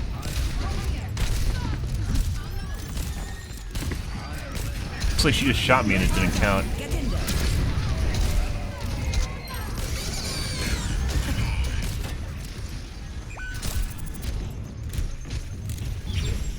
Behind you. Helping you recover. Over there. I needed that. Enemy turret here. Enemy turret.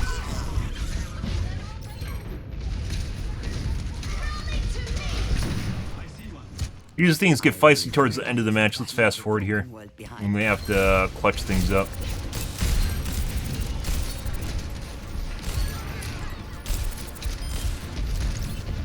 Enemy turret destroyed.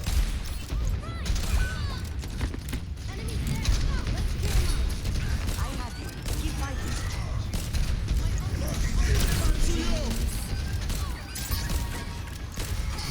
That's one. I'm here. Nanoboost is ready to deploy. I'm not going to watch the whole match. So, no to the Anna. Just seemed like it was when she's shooting me. Cheat sheet here. And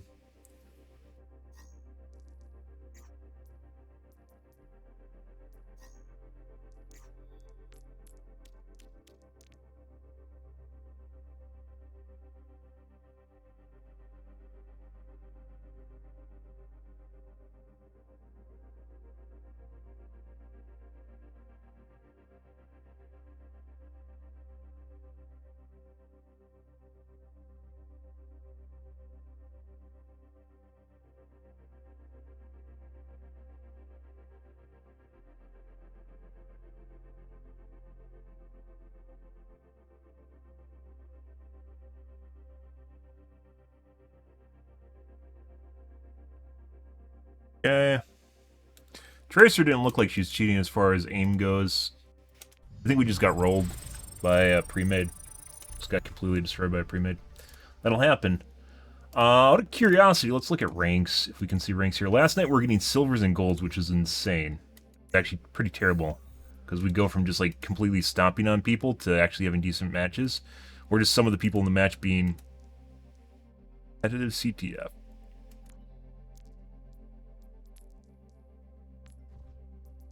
Right?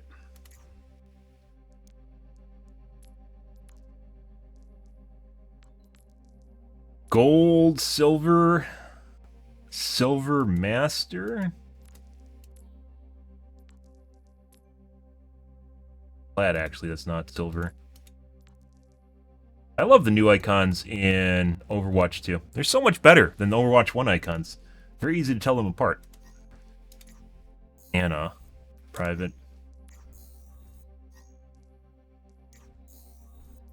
But yeah, as I mentioned, I really wish this game had a streamer mode. It doesn't. They said they added one, but I think that's just bullshit, so they wouldn't need to add one, and it wouldn't be bugged about it. No point in using the stream snipe mode if it doesn't hide your names from people you're playing against. Gold? I had gold teammates. Master support. Baptiste. Master support.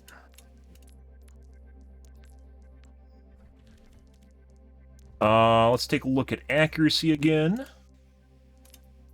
We're gonna do one more here. Actually, this is play. I don't want to go through too many matches, guys. It takes too long.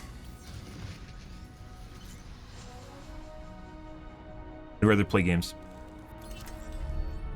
Strike from Good, good, good. increasing altitude. Double. When I'm hitting my shots, you can't touch me.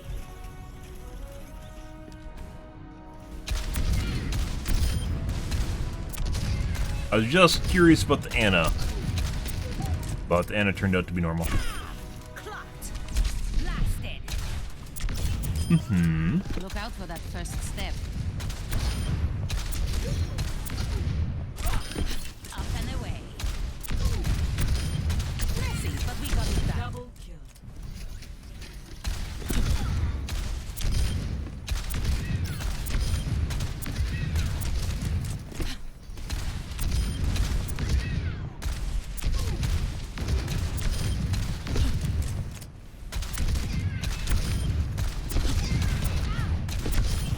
Perfect hit.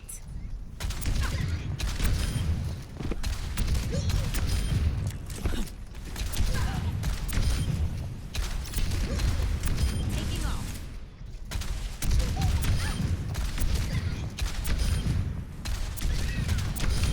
You weren't watching the skies.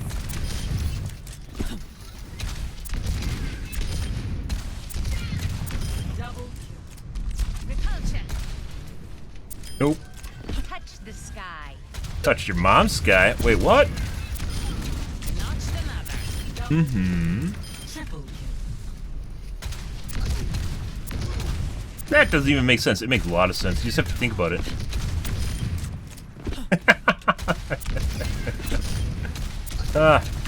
Double kill. Happy Sun Monday, guys. Hope you guys are having a wonderful evening. Good evening. Oh, yeah. Playing some Overwatch. Beautiful Overwatch. It's good.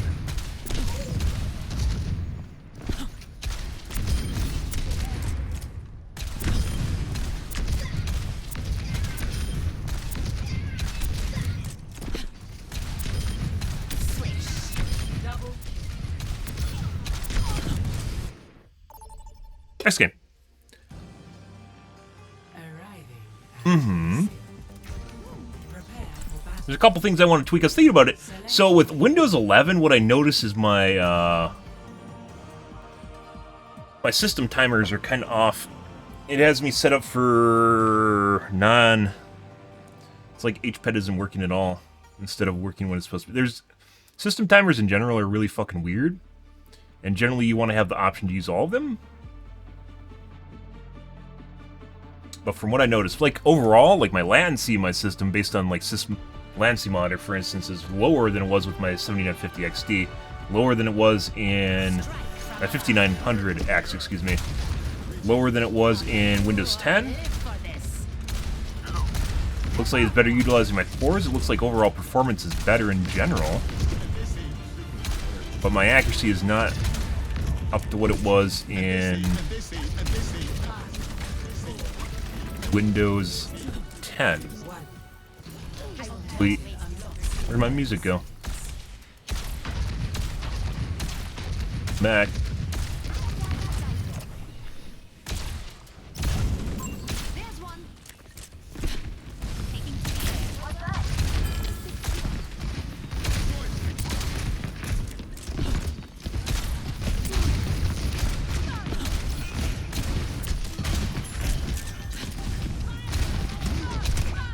And 2-tap.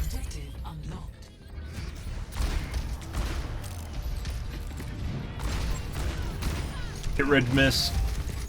Just try to shoot the Doomfist through wall. Sometimes you just gotta figure out how accurate people are, guys, and figure out where to go from there as far as strategy goes. So. Stop them from pushing that barricade.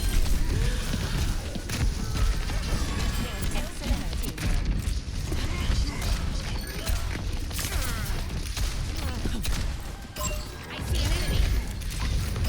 Enemy here. Yeah.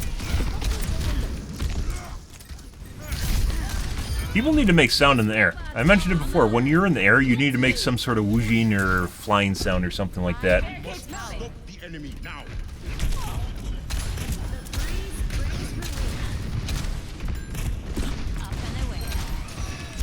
Not just Farah with her jump jets.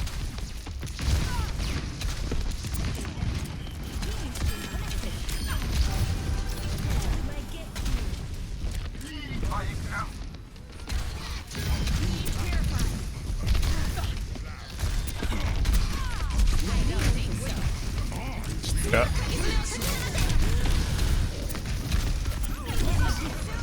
And headshot. Let the Kitsune guide you. By the Kiriko. Even looked like a body shot. Holy shit. That looked like a body shot to me. Good. Over here. I see one. One in Rome. Wait, what does that mean? I don't know. On the move.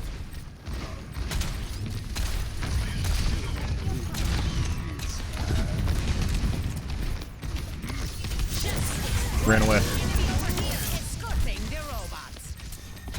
I see an enemy. Oh, They're pushing the barricade. Taking are they?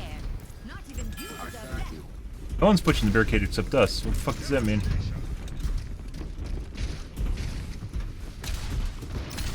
Over there.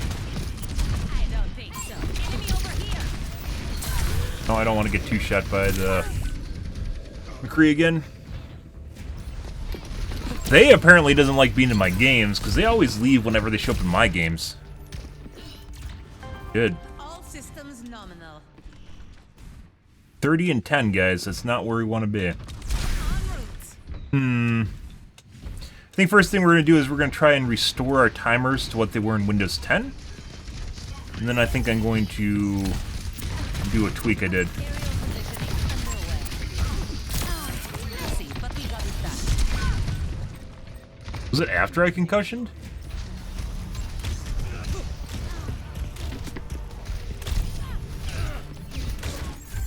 On his screen, it was right when I concussioned, but not after. Good. I'll bring them back. Protect. We're started. Let's go. On the move. Mercy doing mercy things, completely changing the tide of battle. The usual. So Windows, I mean, all versions of Windows use different various versions of timers. But it looks like for some reason it's not using...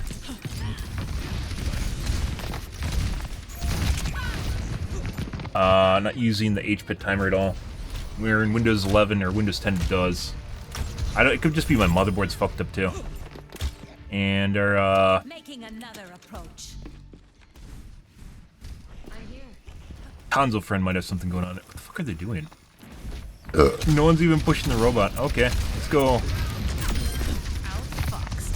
Let's say hi to the robot. Let's see who's back here. It's probably the Hanzo. Oh, hey, buddy. Aimbot grenade. Good. Too bad that isn't just a sticky grenade. That would be ridiculous, right? You want that actually being a sticky grenade.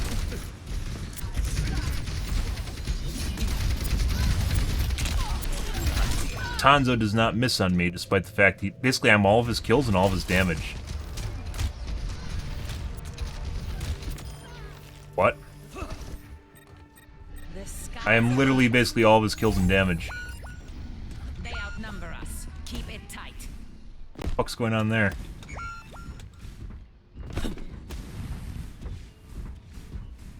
I smell targeted aimbot, but we'll see. Like, I'm not doing exceptionally well. Our fucking Hanzo's or our Ashe is killing everyone right now.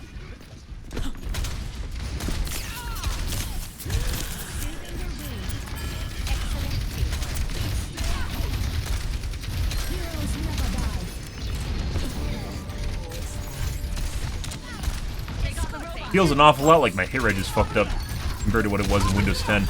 Despite everything else being better, that's the only thing I can consume. Didn't need that. Neither did I need that. That's a waste. Well, that's the way it goes. I've been sitting on that the whole match, so.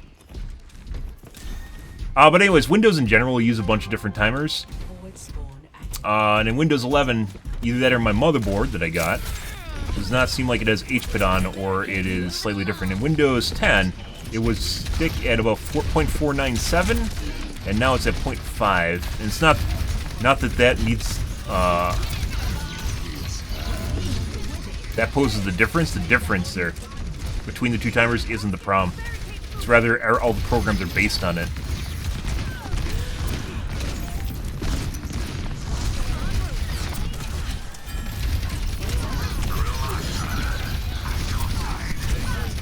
Christ. Let's all go to a corner, guys. What a great idea. My accuracy is suboptimal. Feels like there's hit reg issues, like where I'm landing, they aren't taking the correct amount of damage. It's like there's something fucked up in how the game's interpreting my hits. It's like neck code.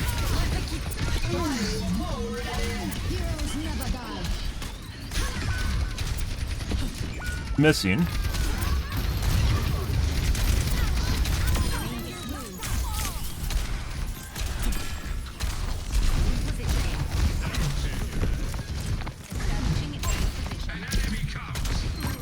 Cut.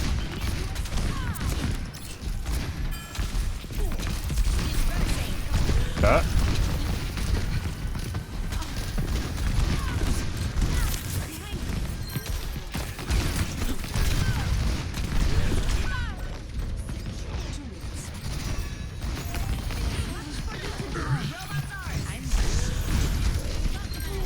Yeah.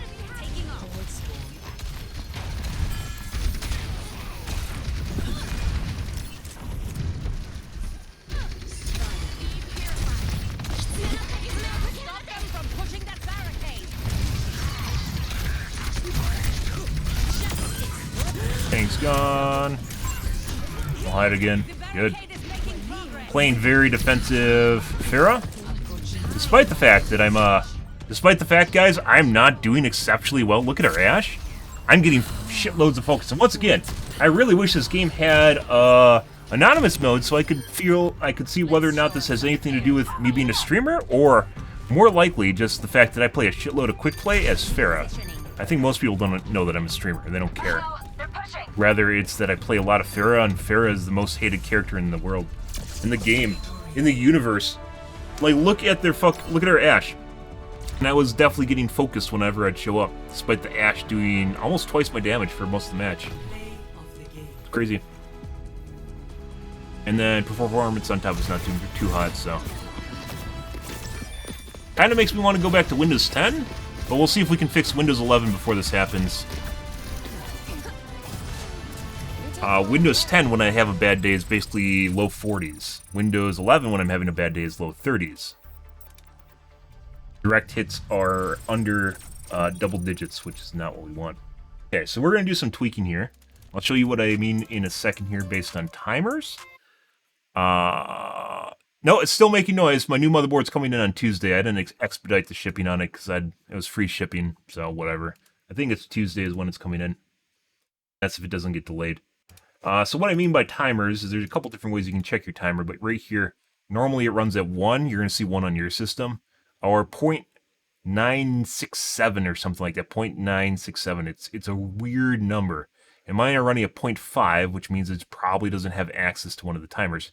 So I think the first thing I'm going to check is whether or not it has access, whether or not HPET's on in my BIOS. I have a Gigabyte motherboard, and Gigabyte sometimes makes some weird decisions. As far as their default options go. So it might be that it's actually turned off, which isn't where we want to be. But yeah, no, I haven't replaced the motherboard yet. That's on the agenda. The to-do. Yep. And it does make it makes like a hissing sound, a really high-pitched hiss sound. And it's kind of drowned out at this point, but it's still there. Like if I wake up or something, or I go out of the room for an extended period of time and I come back in, I can hear it. Especially if you take off the side panel. So could I live with it? Probably. Do I want to live with it? No. I have a choice, so. Alright, I'm in the BIOS. Let's see. As a search option. Let's type HPET, see what that brings up. Nothing. Alright, H period, E period, T period. High performance. Timer.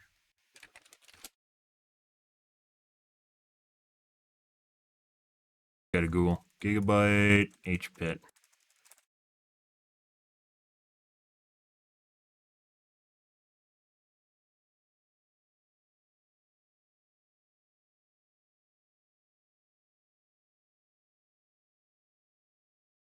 Capitalize it.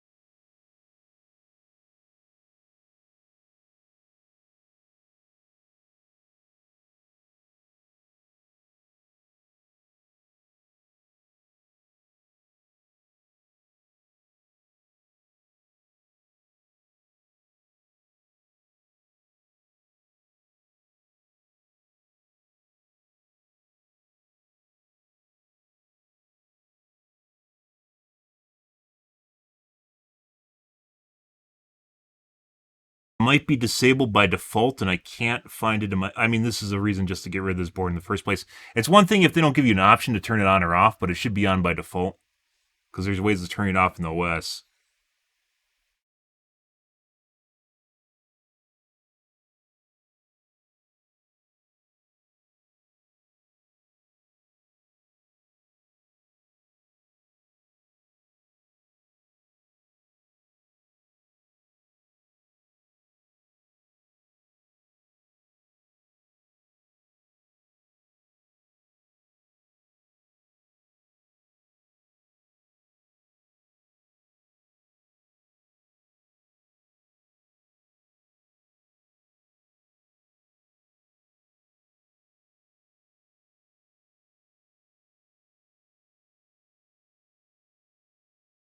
Z790 UDAC. And by the way, the specs for this motherboard look phenomenal. And they are.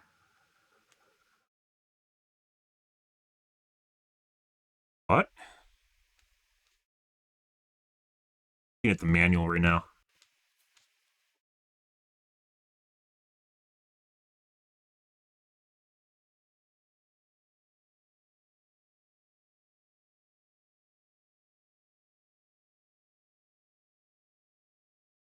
There's an option for it. Well, I hope it's on, and there's just not an option. But the first thought is, if the OS can't see it, it's that it's not actually on. And I don't know of a program that can actually check it. You have to check it by looking for the timers, whether or not the timers are on or off.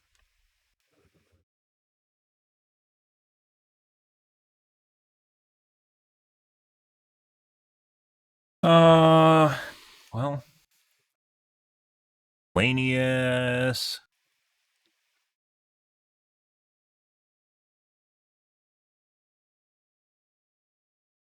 They have this really stupid thing where whenever you boot up the motherboard, it asks you to install the motherboard software built into the BIOS. You can turn it off, but until I figured out you could turn it off, it was annoying. Oh, maybe...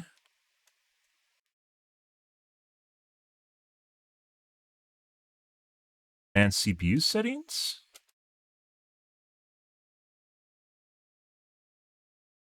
I don't think there's an option here. I hope it's on, it's just not here. So all sorts of tweaking options. It's kind of weird they don't have HPET. I guess we'll go to tweaking in OS now. I just looked at the manual. There's no option in the manual.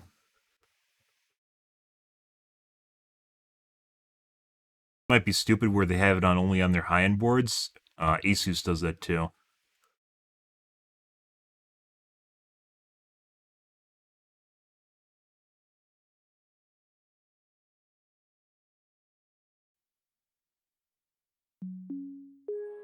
Meep, meep, meep.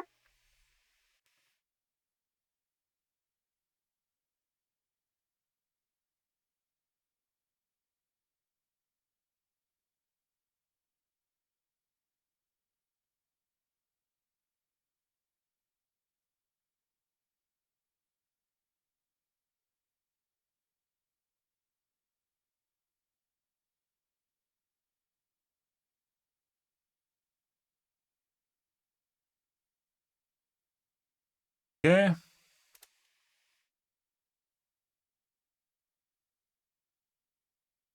Back chat.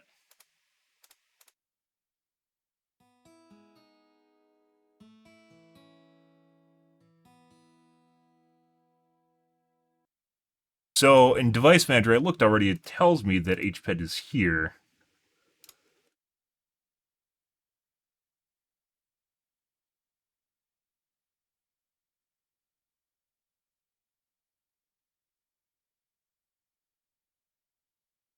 I already adjusted dynamic tick, which is a laptop power saving option.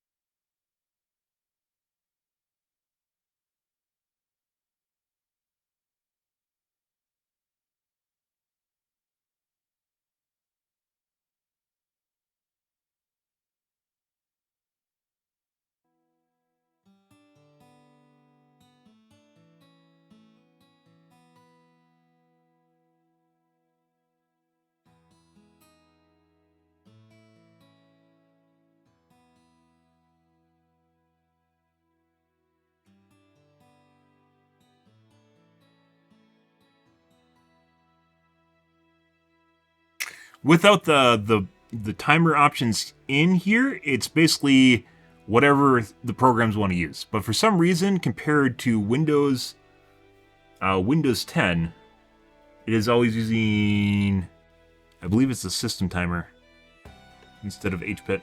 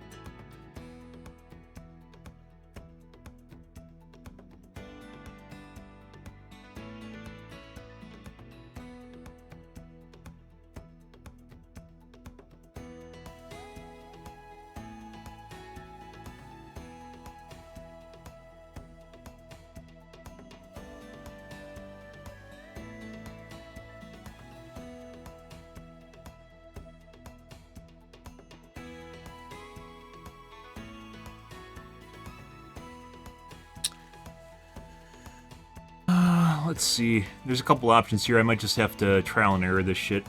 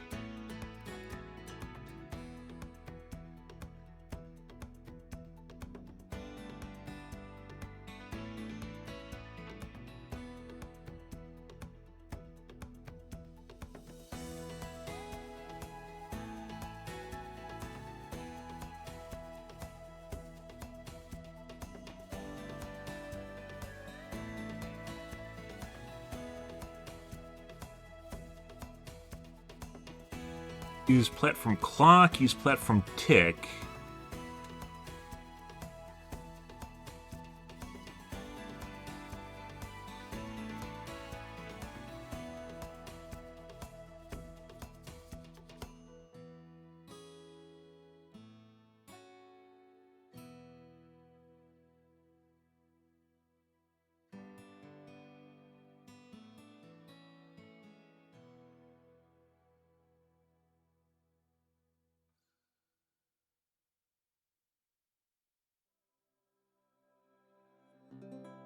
May be painful.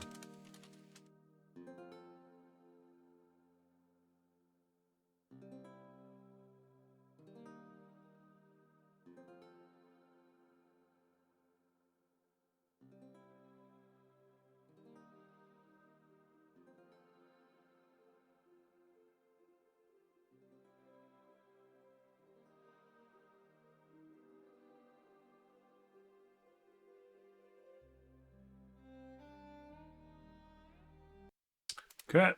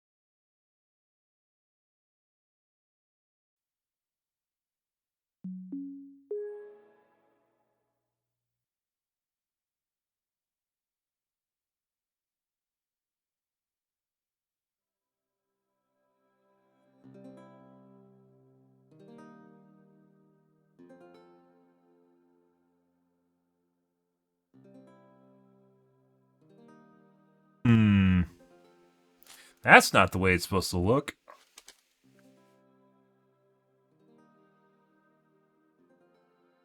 Starting to think that Gigabyte has it disabled.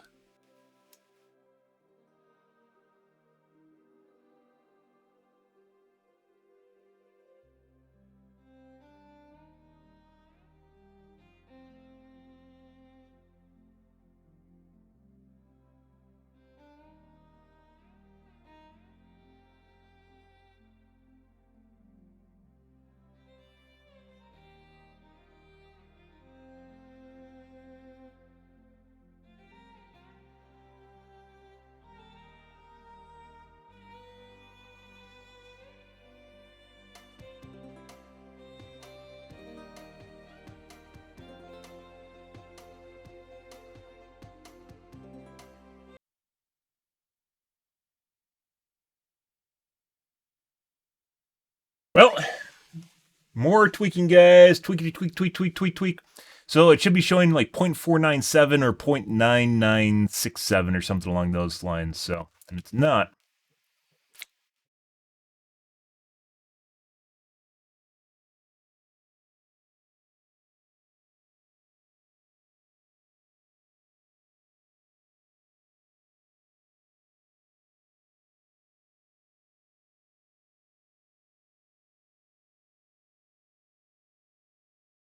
Oh.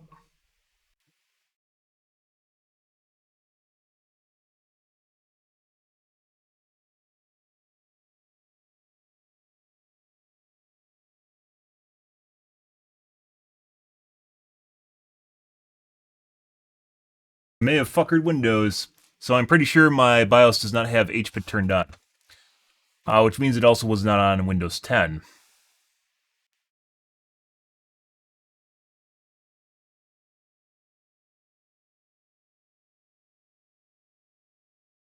Hmm.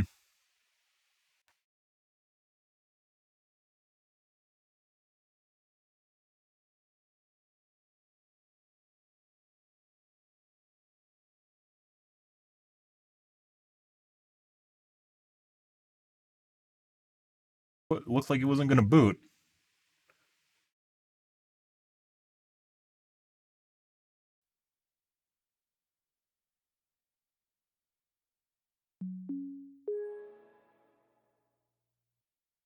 Looks slow as shit. Yeah, I think my mother.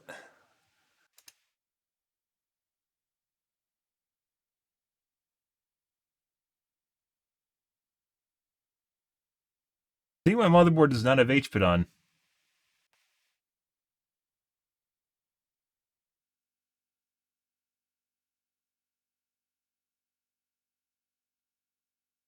Locked up. I think.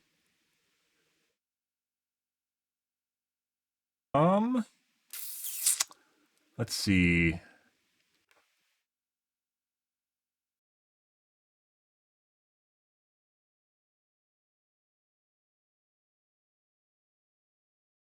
Well, now I get to figure out how to unfucker my computer. There's a command line, and the rescue menu, I don't think it functions the same way Windows does. Let's see. Options.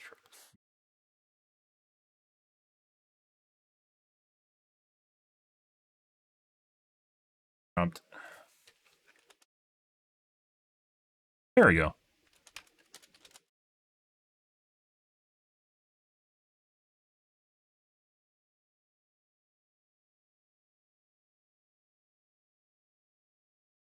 Not found.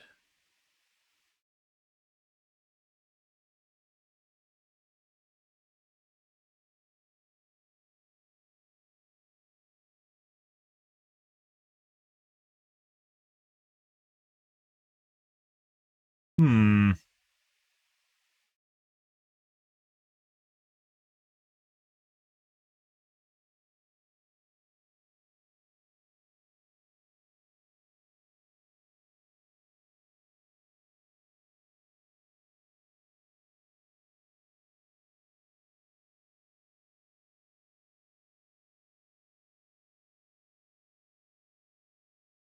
Problem with using the command line in out of Windows is oftentimes, let's try safe mode.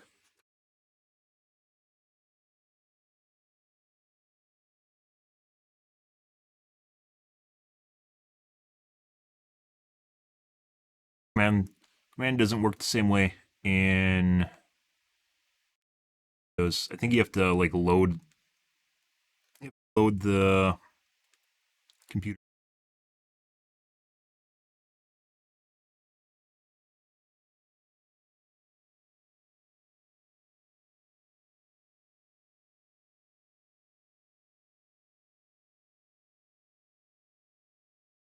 Let troubleshooting begin.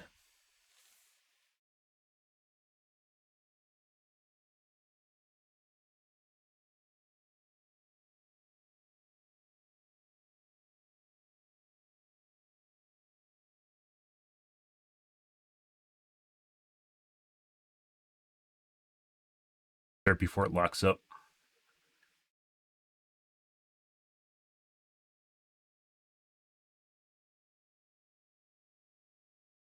Something's going on there. Yeah, I don't think my motherboard has HBit on.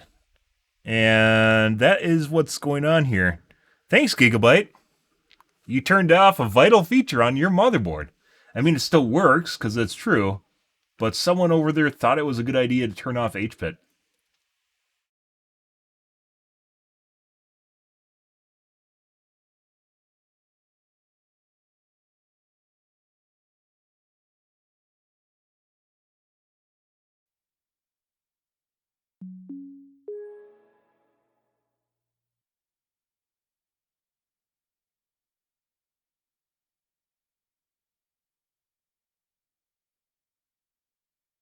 Good, as it should be. So, I don't think it's possible for me to actually turn on HBit anymore. Well, obviously I'm getting a different motherboard. Yeah, that sucks. That's like one of those little nuances you don't really notice until...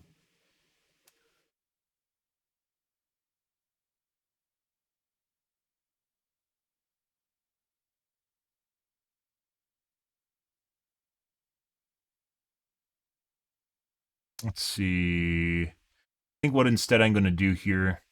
Where's my... It's here somewhere, guys. It's here somewhere. Don't worry about it.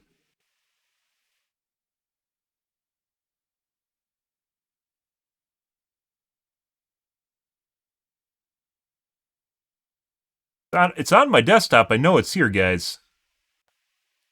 I know it's on my desktop.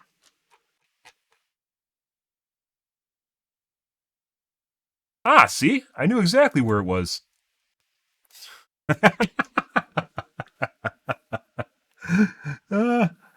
Okay.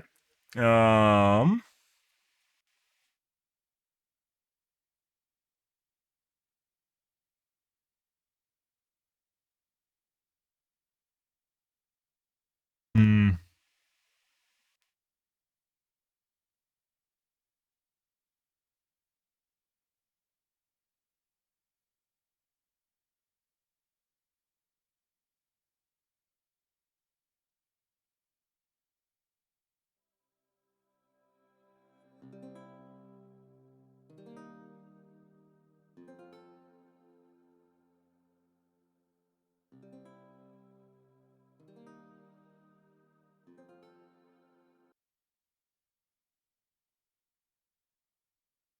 We're going to try and turn off full screen optimizations again and see if that was what's making a big difference. We'll see. Pretty sure it's the HBit option, because when I was prior to upgrading to my new motherboard and current system, I was using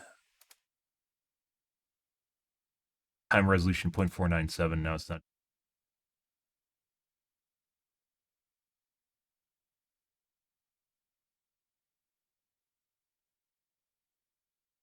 I think we're going to try the page flip mode too and see if that makes a difference. We fucked up here though.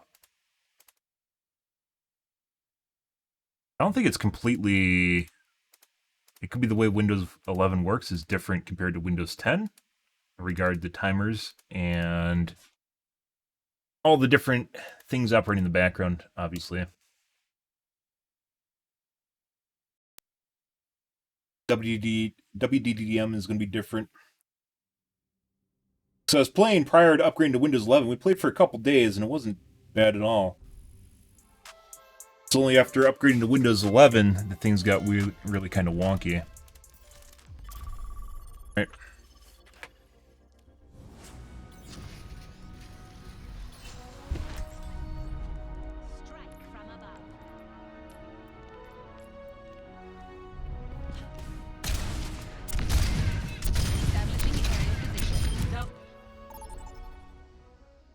Johnson, good. Now prepare to attack. Select your hero. Alright, let's give her a go. Because originally the way it was, it came. Basically, it didn't adjust any of my options I thought it was going to. From Windows 10 to 11. Even my driver didn't reinstall itself. My video card driver didn't install itself. Strike from above. Pre-flight checklist complete. Running clean and hot.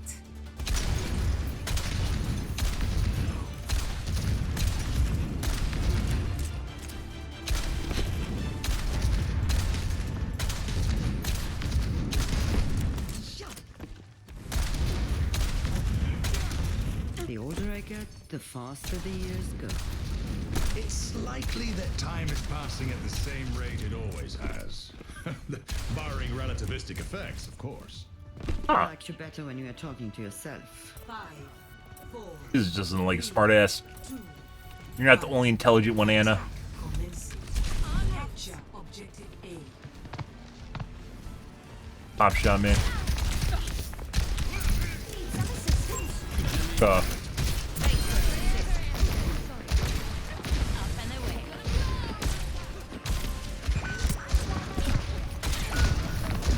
Trying to pop shot me.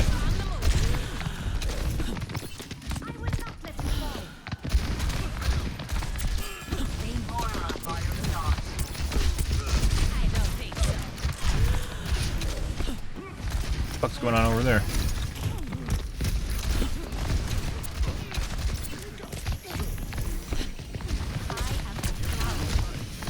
Why the fuck does my monitor look blurry? What the fuck's going on here?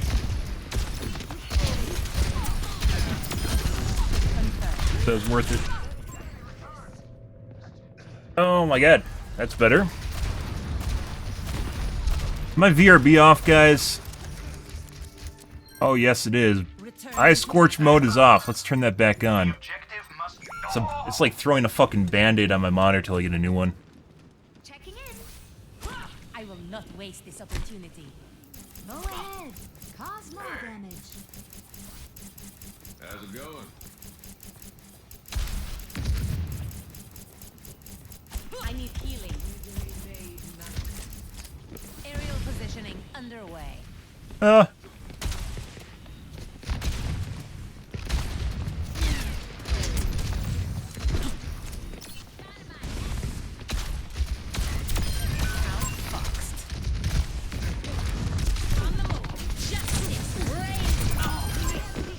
Oh, Mercy's almost dead too. No one. What the fuck is our tank doing? What? I don't want to talk about it. Did he die? No, he's just fucking around.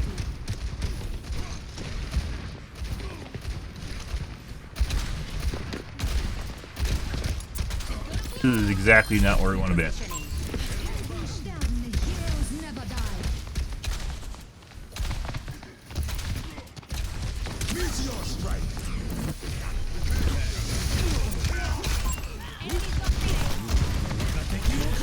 Going. No one's here. Dude, our team fucking sucks dick. What's going on here?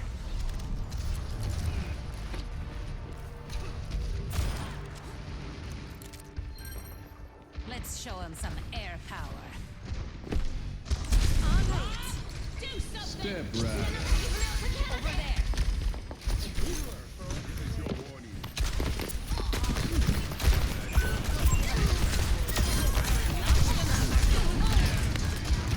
Fortunate.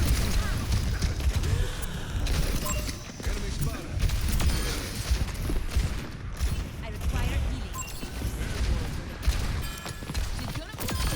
Time done. No! Eat off the side of the building.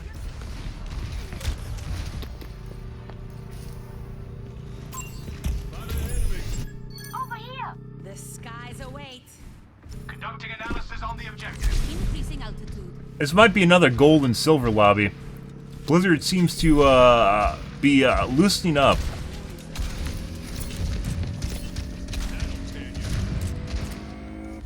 Lobby restrictions.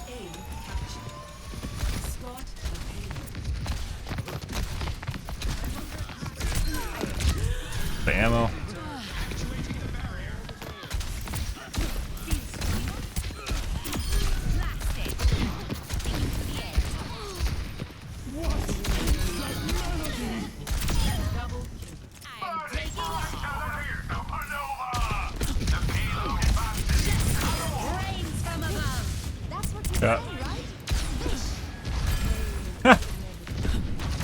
Aw.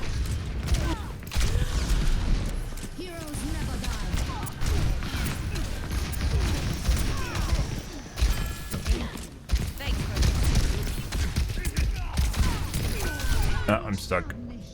Aimbot grenade, go!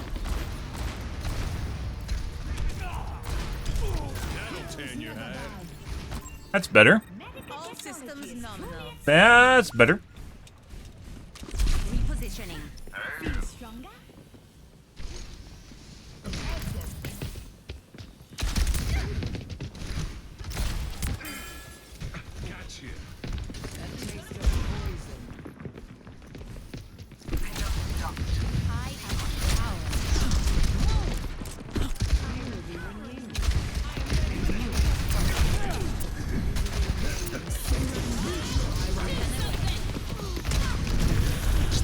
That's not good. She just jumped over the top. Once again, a couple things this game really desperately needs is it needs to make sound when people are in the air. And there needs to be a Z-axis on audio. I'm going to add that now. People need to have Z-axis so you can hear verticality of audio needs to be different. I think asking for a feature that was in video games 2 decades ago is not far-fetched.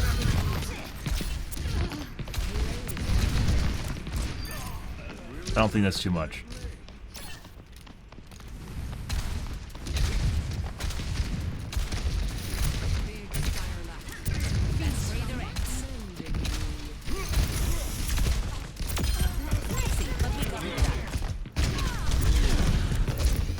Free has some strong aim going on there.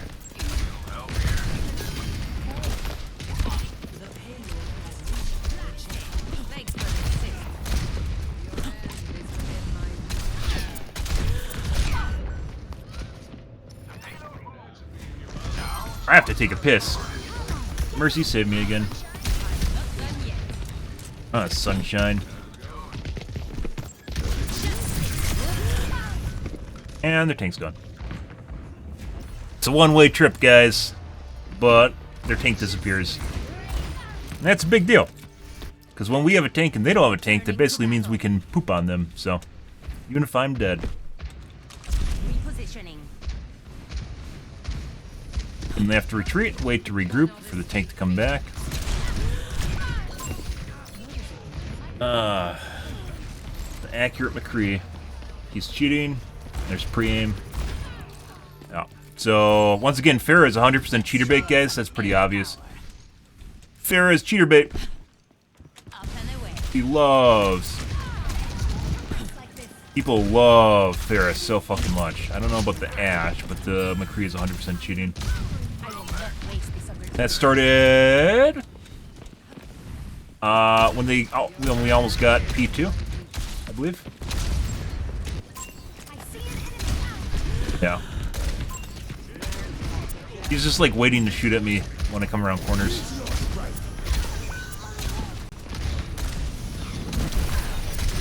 Tried to land on me.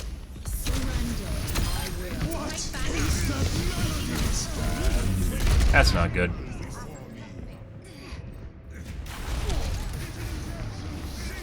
Out of any character in the game, Farah, hands down, is the one that can make people toggle on. Maybe McCree is like, or not McCree, Genji's like this. I don't know, I don't play any Genji. Genji's another very specialized class like Farah is. Goose stepping now. Oh yeah, he's fucking hungry. I don't remember where he is.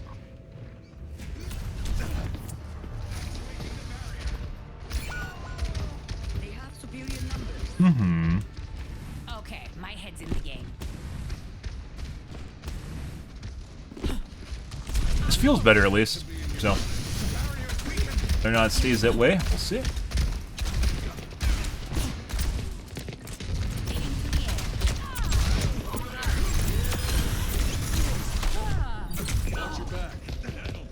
Tough to deal with when he has like a full charge gauntlet. You get stunned for an extended period of time, and you're just dead. Good. I don't stay down. All my teammates watch. Meteor strike. Positioning. Yeah.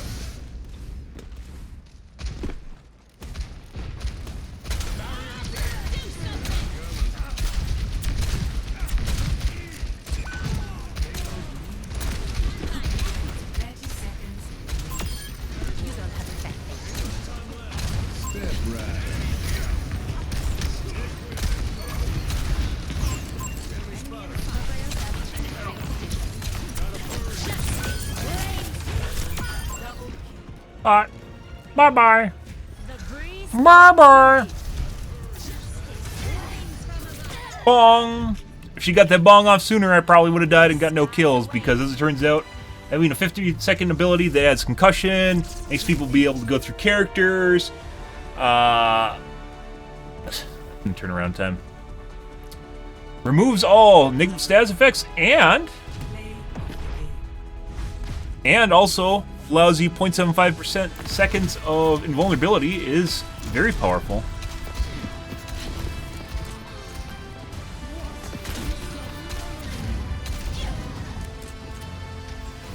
That's when the McCree turned on, by the way. Good. Okay. Right. That's a better showing by me. We even got someone to toggle out of rage. That's great.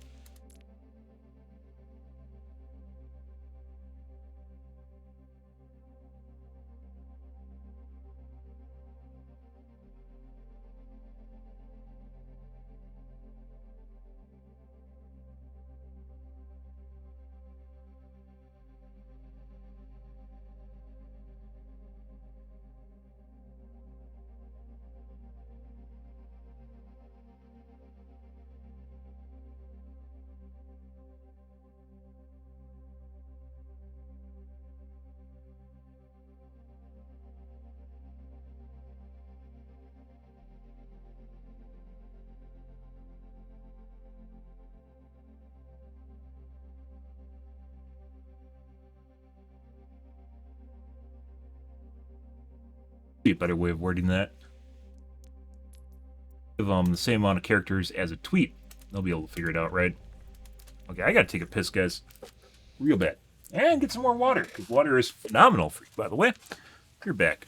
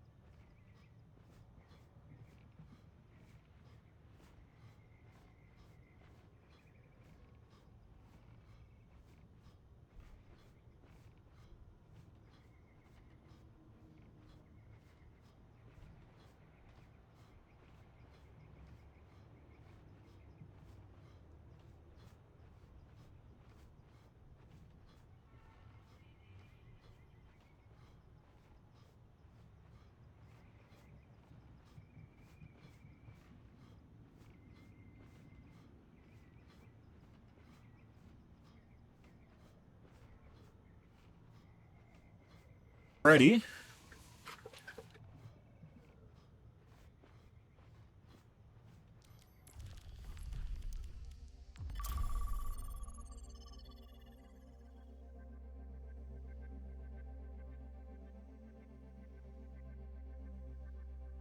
Mm-hmm.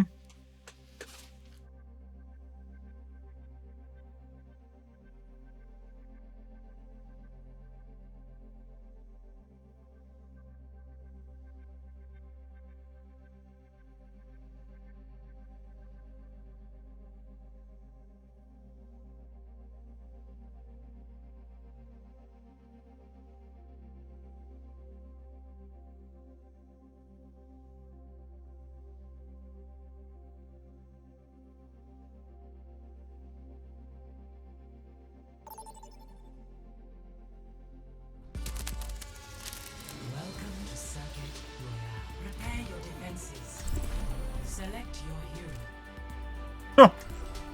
Uh-huh. Hmm.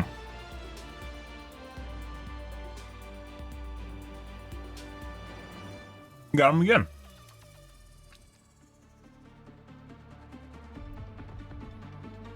Hey.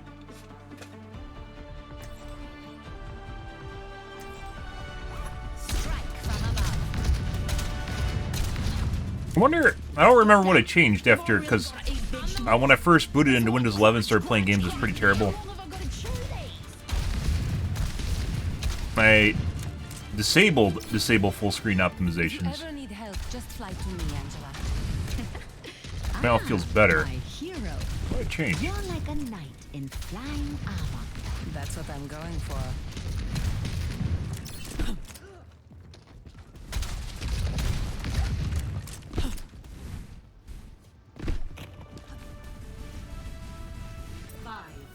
You not push people? Oh. No, I think this is when she stopped emoting.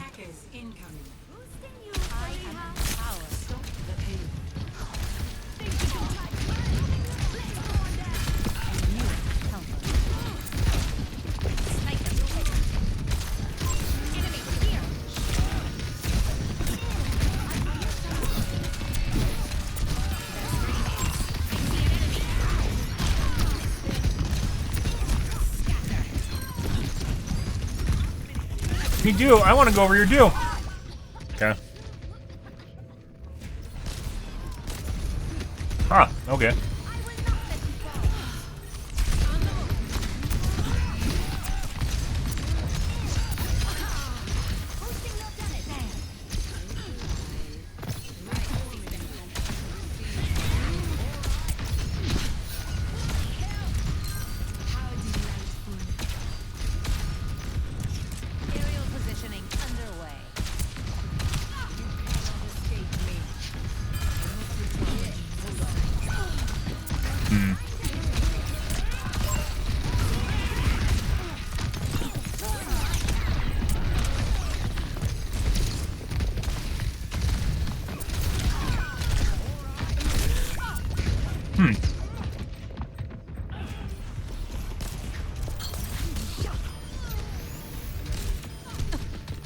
Why is there Mercy in there? Let's show The him fuck? some air power.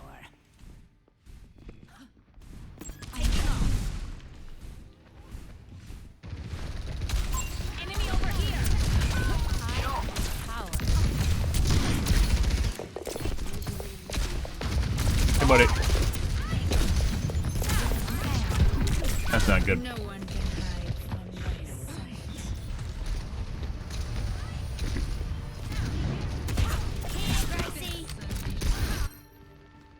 No, what did all the damage to me? I went from half health to nothing. Wasn't the knife.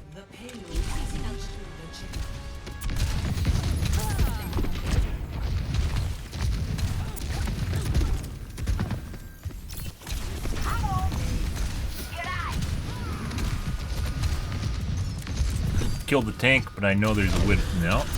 It's hovering around here somewhere. Excellent teamwork.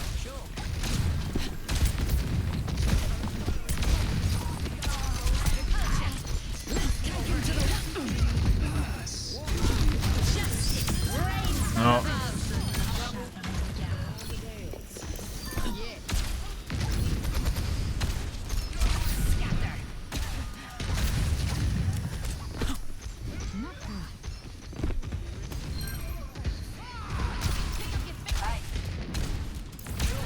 Aerial positioning underway.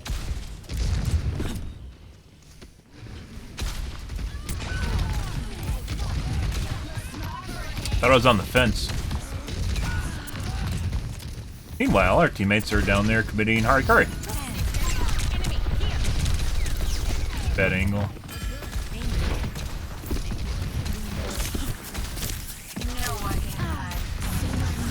Establishing aerial position.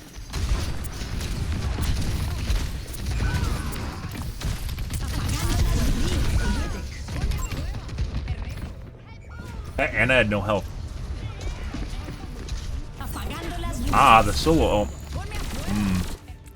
I see. Coming off the bench. Good, good, good.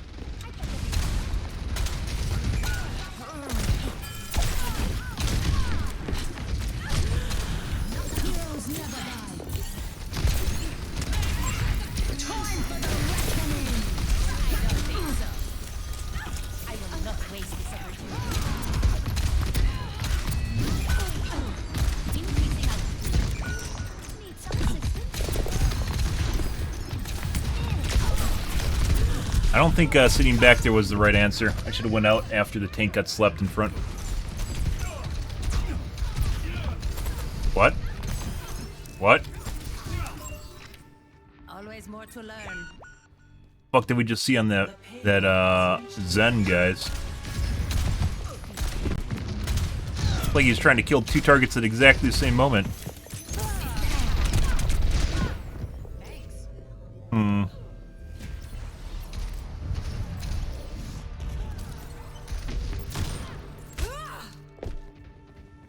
Returning to battle.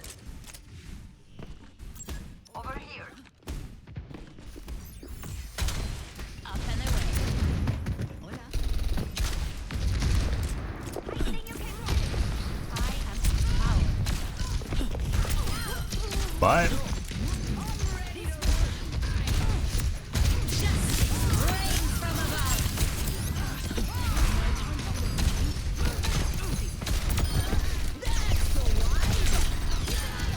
Try. I'm taking off. Oh yeah? This Widow couldn't hit shots the entire game. We'll see. I will not waste this opportunity. Boost you to the moon. It's like the developers put in that voice line just to cause anxiety with pheromones. Oh, I can smell that headshot. Enemy here.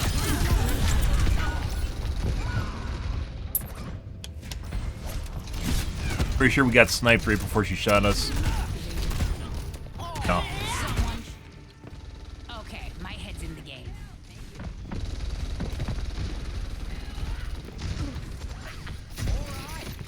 Establishing aerial.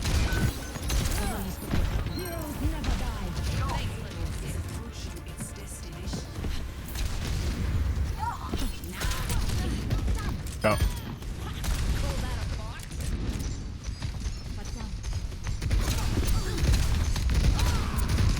don't think so.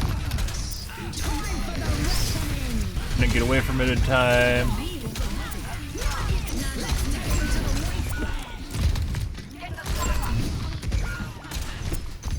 God. Fucking Zen. I should have been shooting the Zen. Also shouldn't have woke up the Junker Queen. She was apparently ulted. Making another approach.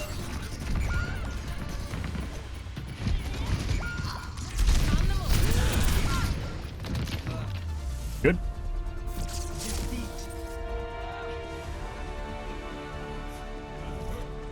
I don't know who that Widowmaker was killing. Definitely did not feel like she was doing anything.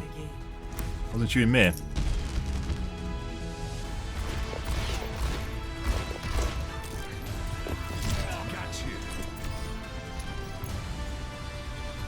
Good.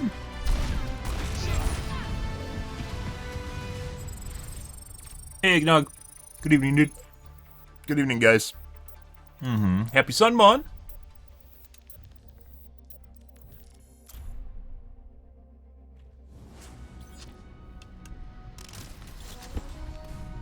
Strike from above. Double. When I'm hitting my shots, you can't touch me.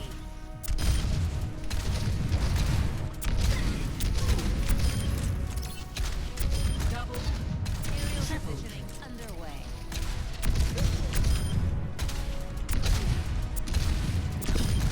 Maximum impact. Like, the thing is, like, this feels better. Would this actually show up in input analyzer? I don't think it would. Input delay analyzer? I think it would. I think it has something to do with how the game interprets the communication from the mouse. Justice served. Rather than Establishing aerial the delay between the mouse and the computer, or the consistency of the delay between the mouse and the computer.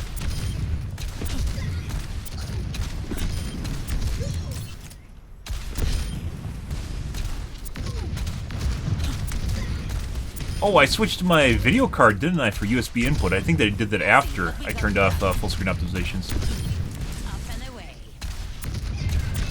After I enabled full screen optimizations. Yeah, because my in-game, apparently my hub for my computer actually sucks dick.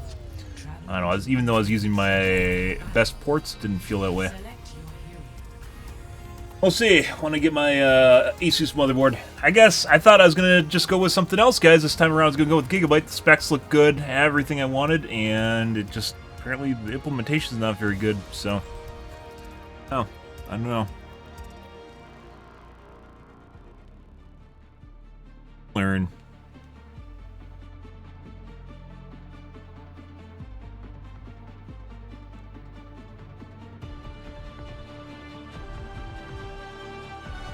Mm-hmm.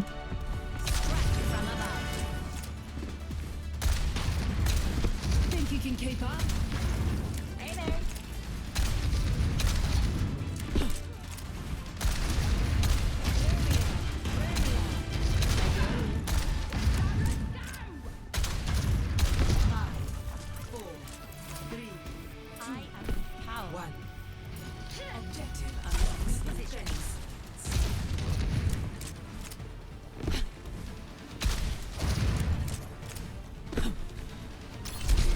Oh my god, game, the fuck is that?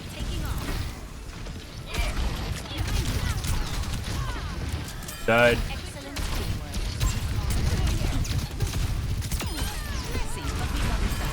That Mercy's gonna come for her.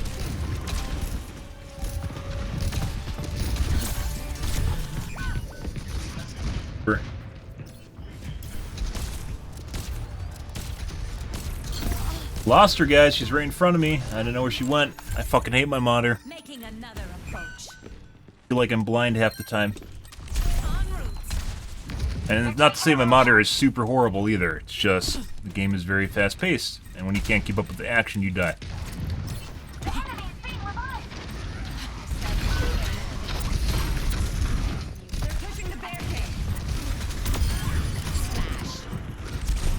There's Widow. There we go. Yeah, healer's dead. Time to leave. How long do you think it's gonna be till they toggle? Let's find out. I can't wait. I can't wait. It's coming. We're winning. Yeah, Widow. Stick with the robot. I will not waste this opportunity. Increase altitude.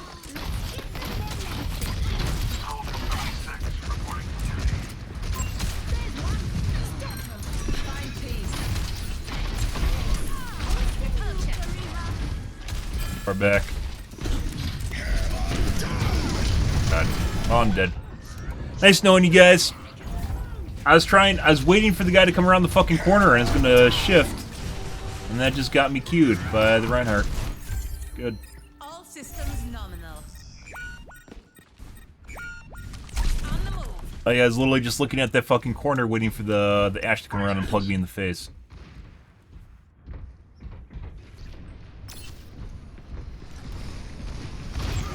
What the fuck is going on here? What? Okay, Mercy.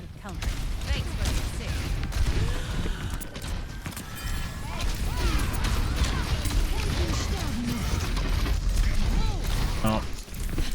Dude, my E for some reason will not reliably push me off the top. This is the guy that had 2 limbs and no damage, by the way. Eating now. Good. I'm gonna shove them in a Fucking Farah is cheater bait. She works fucking phenomenally at that. The barricade is making progress.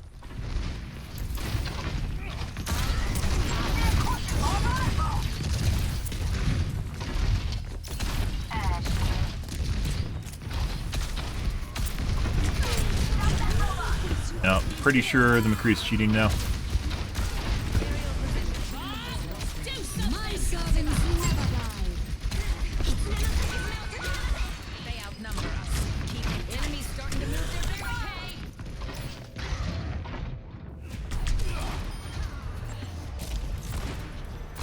Free aim through walls, he can't even see me.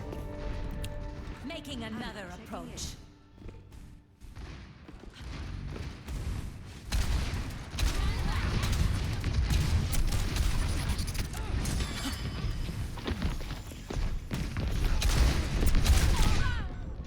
And that's McCree again, who had 2 limbs and like 400 damage.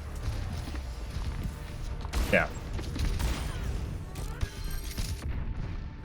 Let's show him some air power.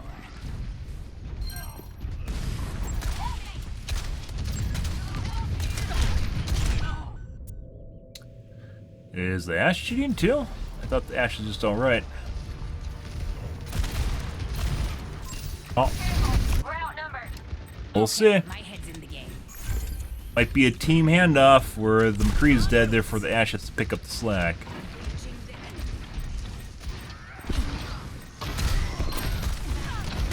McCree again.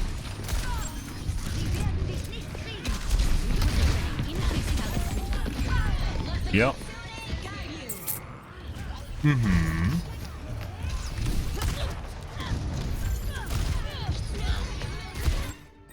Looks like the Ashe is cheating too. On the move.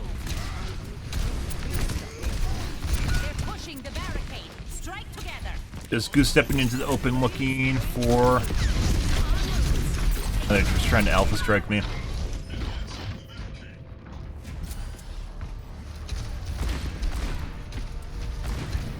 Good.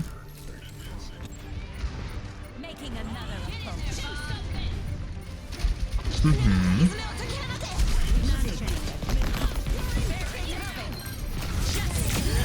Yeah.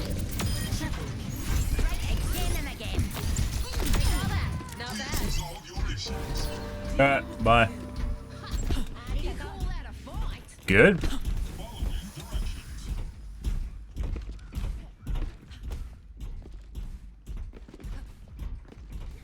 That's Mercy.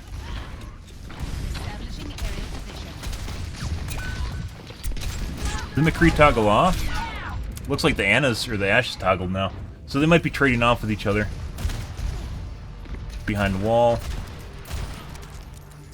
Okay, my head. So it looks like the McCree and the Ashe might be toggling and trading with each other. When one toggles off, the other toggles on. That's it. So it's Ashe now. You're not the guy that couldn't hit any shots at the beginning of the match. Good. Shake it off. And she got a res off. Right in the middle of all that.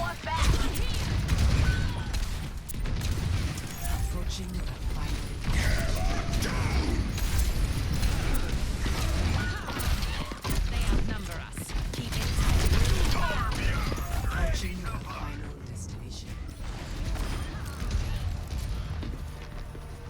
It's like he's trying to hide it now. Also looks like he's much less accurate. He was definitely very, very accurate at the beginning of the match. So it could be toggling, swapping with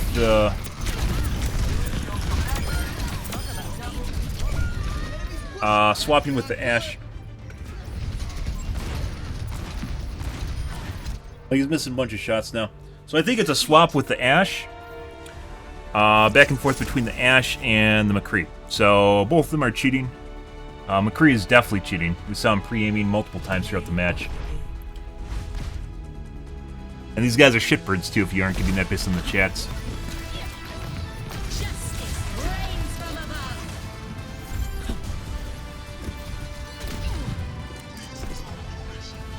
Good. Alright. Let's see.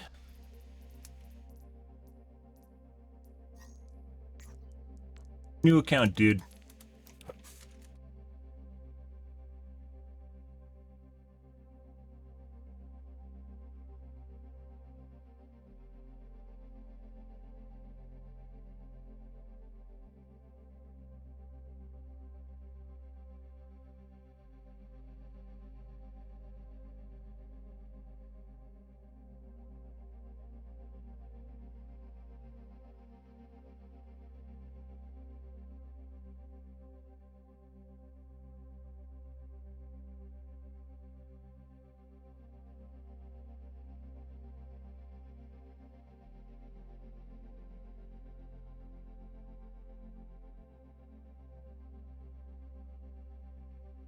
Okay. Pretty big difference in accuracy.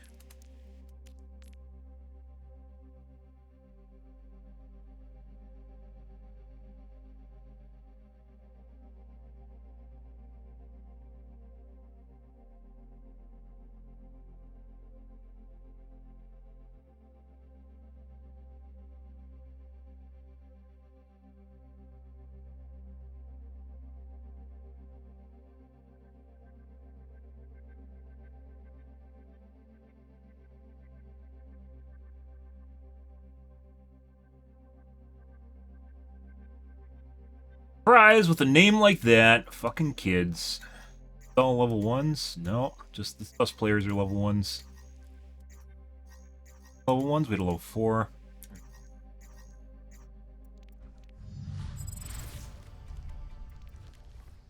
That's Cheat Lobby, guys. Once again, fucking Farah, guys. Absolutely phenomenal cheater bait. Absolutely phenomenal cheater bait. We just shit all over their face at the beginning of that match. And then, surprise, guess who brings out the ultra-accurate characters that they're just really good at? It's like, I choose you, McCree. I have banked accuracy on you. And then they show up and insta-kill me constantly over and over and over again. It's weird, huh? Top 500 OWL players in Quick Play. Oh, that's normal, right? This guy looked like he's actually trying to keep his account, though. The McCree is definitely rage cheating. For the first half of that, like, rage cheating. Up until the end. Is actually when I was starting to point out that he was cheating, all of a sudden he got worse, which is interesting in and of itself. Pretty clear with the pre-aim through walls, which he tapered down at the end of the match. For some strange reason, he stopped doing that. Even though he's still cheating, you can tell he just want to look directly at me. Where earlier in the match he's looking directly at me.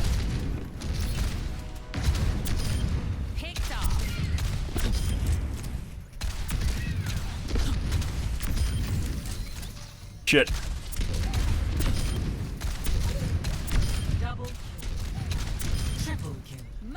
Not sure whether or not they're trading off with each other or the McCree just ran out of banked accuracy at the end of the match. Ash was toggling at the end of the match, too.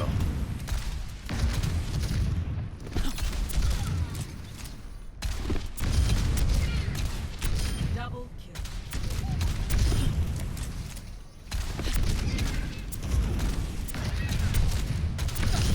A clean kill.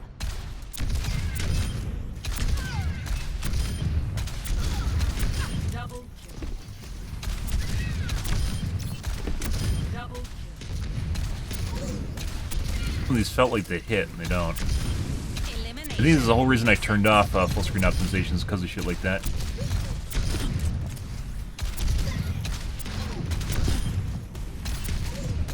Aerial positioning underway. What was the other one? I thought it might be my latency, too. You weren't watching the skies.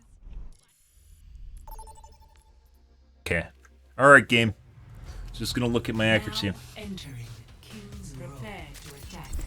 Would be nice if they just easily displayed your global accuracy for this session or something like that. That'd be kind of neat. You know, there's a lot of stats in a very competitive game that should be displayed and easy to access, because then it would help you grow as a player. Yeah, you wouldn't want that. You wouldn't want people to see stats. That'd be crazy. No. Uh-huh.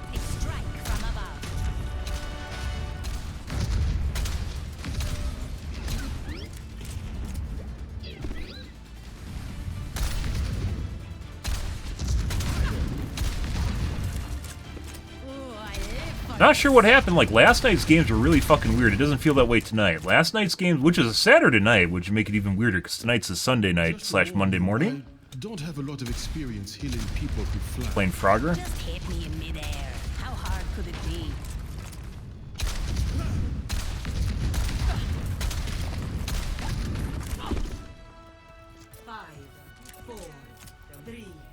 We're gonna die in a second here. Let's find out.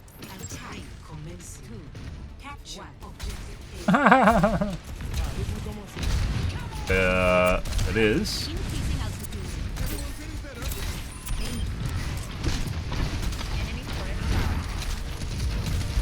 I need to point it out, so every time...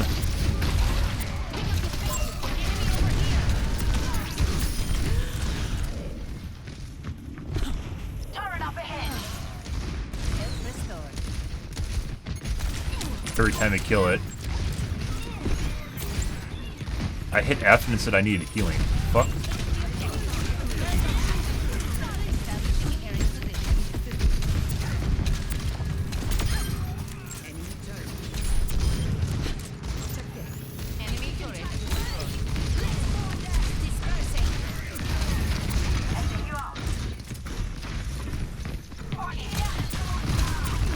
He has an aimbot grenade. There it is. I'm alive. I'm dead. A shot that mattered, guys. I swear to God, like, when I flick sometimes, it feels like my shot just isn't, like, in the right spot at all. I mean, that's a problem I've been struggling with for a long time, and why I have problems with direct hits. My accuracy actually looks pretty good right now, but it's the beginning of the match, so...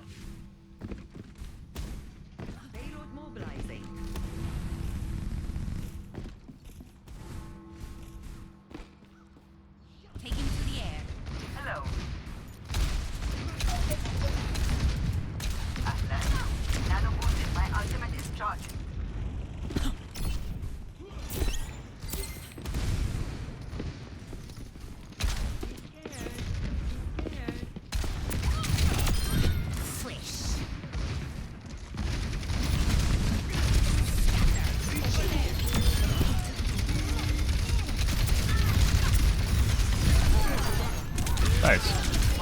I should eat. He got very accurate.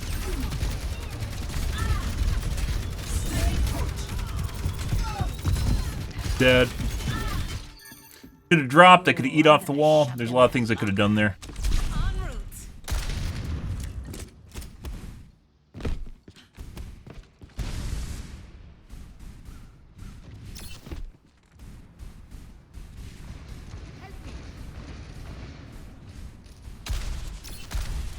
Much better than earlier this evening, though. But a lot of shots shooting at me. We get some dollars? We get some dollars? I love dollars! I love dollars! Oh my god! I love dollars! Unclear. That was very cluttered. Got some toggles? Toggle, toggle, toggle, toggle, toggle. Yeah! Yeah, fuck them! Fuck them with the toggles! Bye. And tank busted. Very accurate now. Who was this guy earlier? But yeah, he is very accurate. Good for him. Eat anything? And we went fishing. Actually, they didn't go.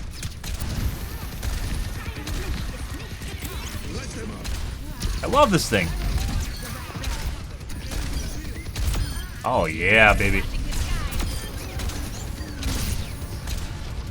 Those hurt. I think it's 2x damage. Oh, Jesus Christ.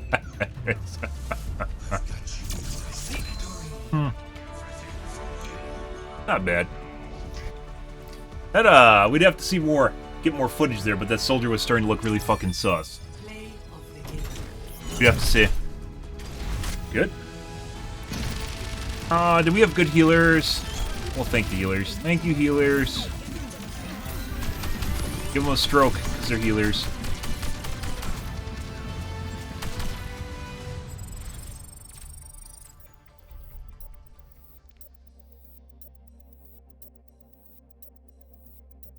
Background for both healers.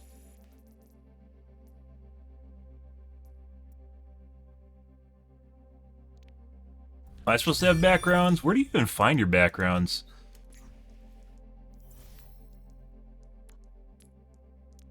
Cards. Battle Pass, which I haven't even bought. Huh? Kittens. Oh my god, the Matrix! Omnicode, that sounds cool as the Matrix. Minus the fourth one. The fourth Matrix didn't happen, by the way. Fuck that. There's no fourth Matrix movie.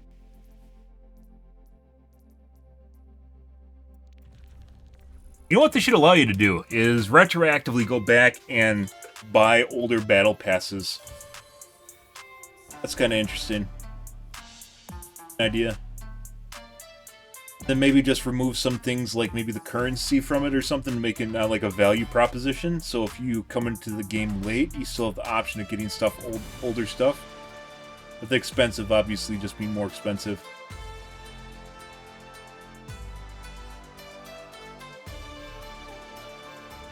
You kind of could do that because they put it in the shop. It's not really the same thing because there's a lot of trinkets and doodads in Battle Pass.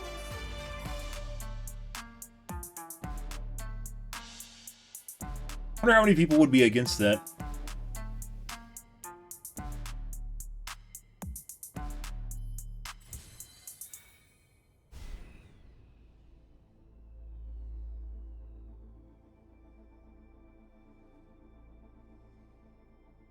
Oh. We have to put ourselves in the faster queue. Okay. We're wasting their money by being in the practice range.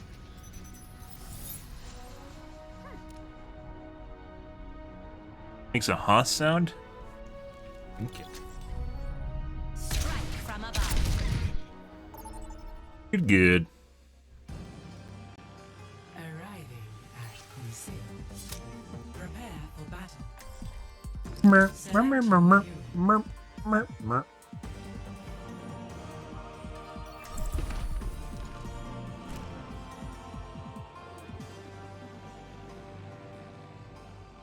Good, good, good.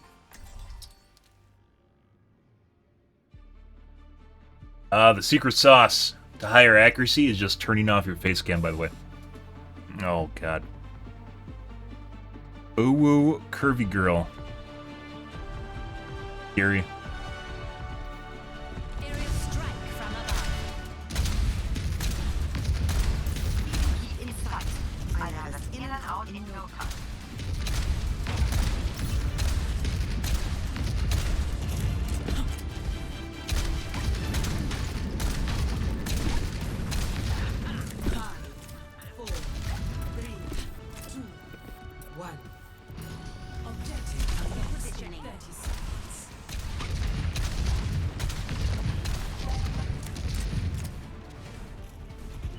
Huh. Angle. Very accurate, very accurate. Hanzo arrow. Aw.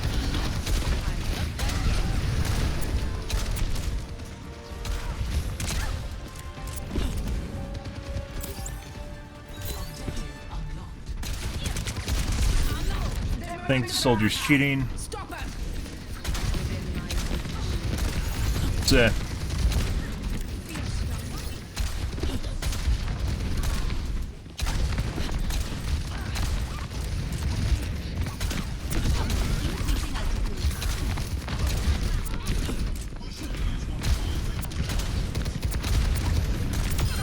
You weren't watching the skies. They have a mercy?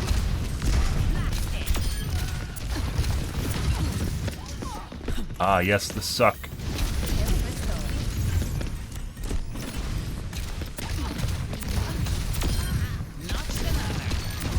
don't think so. Fuck's her team? Enemies starting to move their barrier. Fucking around with the Reinhardt? Oh. Oh, yeah.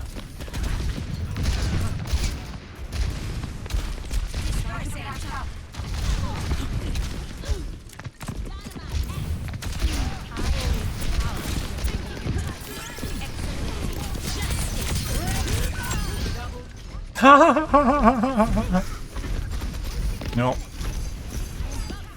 That's better. Good. Damn. Healing fortified. Positioning. I haven't fucked around with maximizing my CPU yet. Like, I'm still on the basic settings, except C states are off right now. The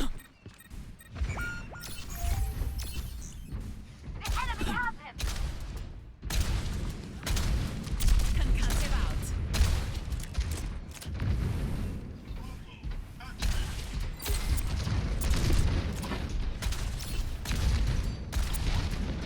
Call it? I will not waste this opportunity. The enemy is catching up. Repulsion. Taking to the air.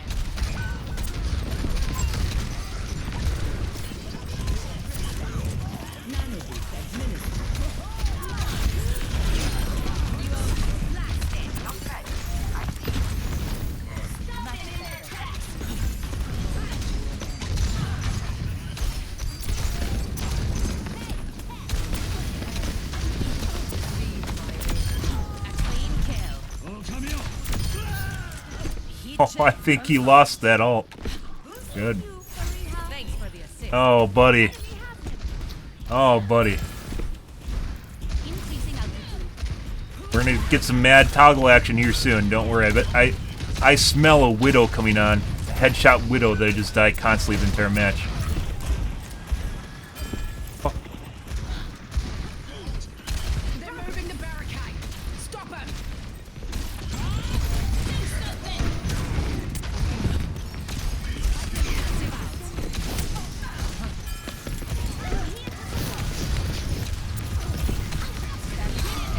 Probably a mistake. We'll find out.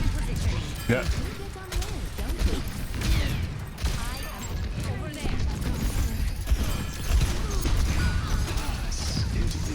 Yeah. Alright.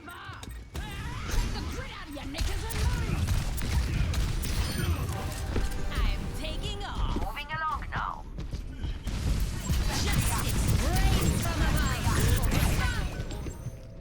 Thought I could get him. He rounded that wall and unintentionally ended up in cover. Oh no. Like, he didn't even look around the corner. He just went around behind the wall on accident. Oh. Cool. Heroes never die.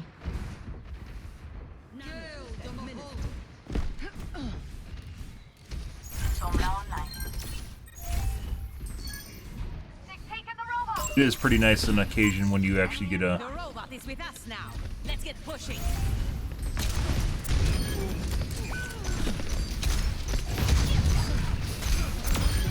Sorry, man.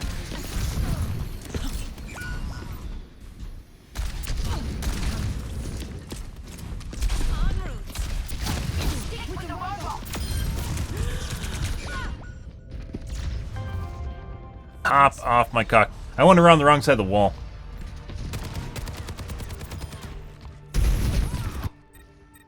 Always more to learn. Otherwise, we probably could have saved him. It's 50-50. Stop their push. What our teammates are doing. Repositioning.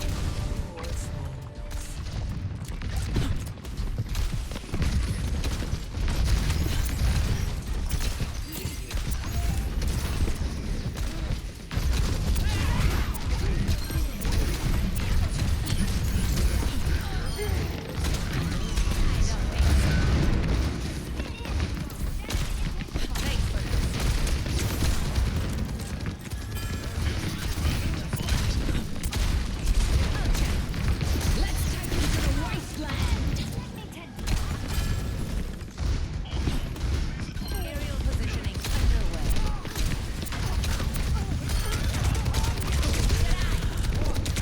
Oh! The fuck are you doing? Messy,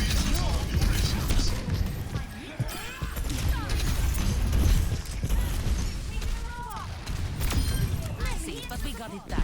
Like, the Junker Queen is using my life to just allow her to BM the other guy. What the fuck was that?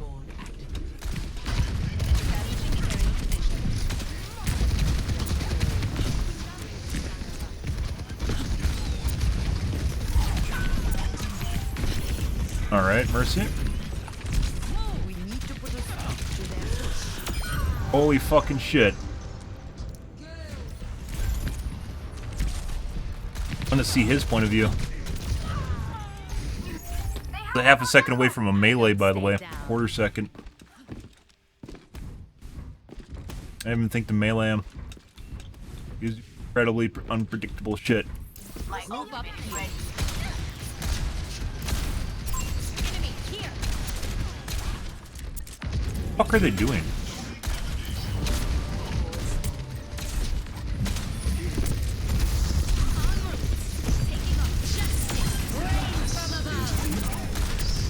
Oh, what the fuck?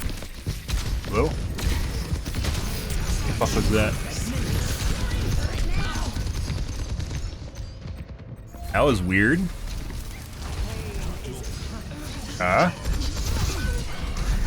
And Mercy just gave up her life for that.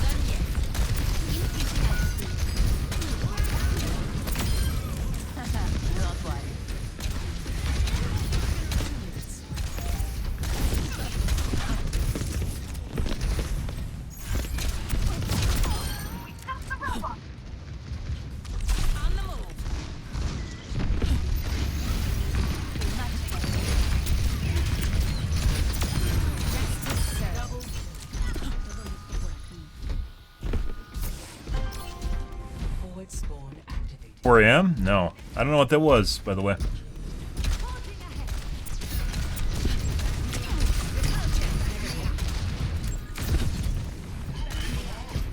I had that happen last night where it just stuttered super hard.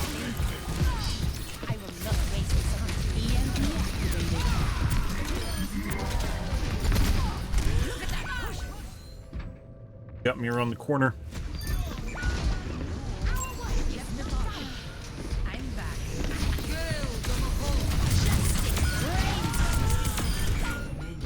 Hey, there's the widow! Hey, it's a widow! But I was standing still, so. Hey, returning to battle.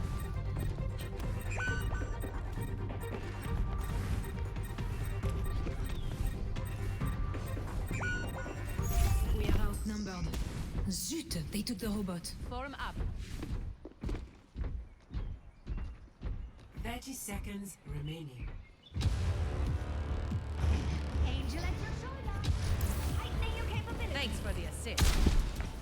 Over there. We're running out of time. Keep attacking. Let's take them to the wasteland. 10 seconds. Let's take this off.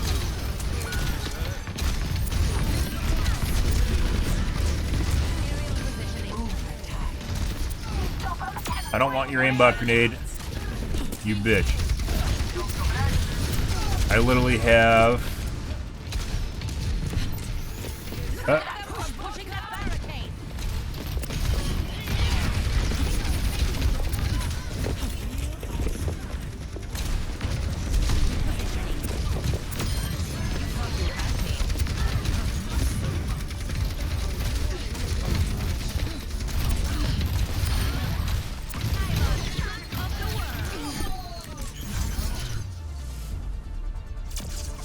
Good.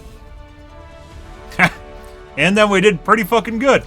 And surprisingly, no one insta-give me the entire match. It didn't just turn into a widow insta-killing me over and over and over and over again. These guys were trying to kill me.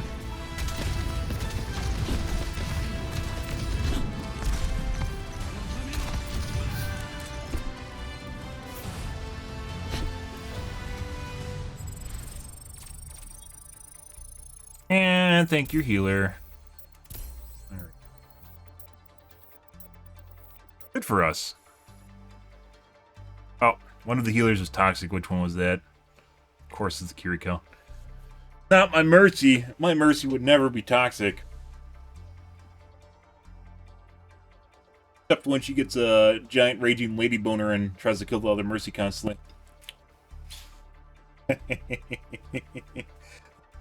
I don't think that actually happened in that match.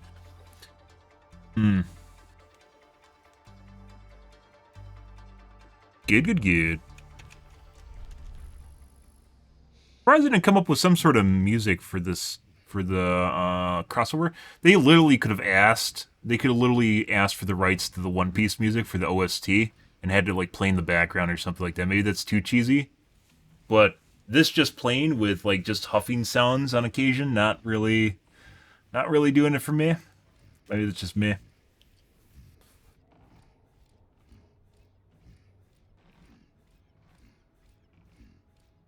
OST or ending soundtracks. There's a lot of soundtracks for one couple different seasons. The only one that matters is season 1, though. So, you know, it's actually kind of weird that they picked One Punch Man out of any anime, because season 2 is pretty garbage and season 3 isn't out yet. So they could have picked One Piece or Demon Slayer or some other show the kids are watching right now. Picked one. Visually, season 1's phenomenal. So, Union Snake. Otherwise, not really. Really, like One Punch Man came out like 7 years ago. It's pretty old. Dragon Ball actually has continued, like for Dragon Ball in Fortnite, there is continued.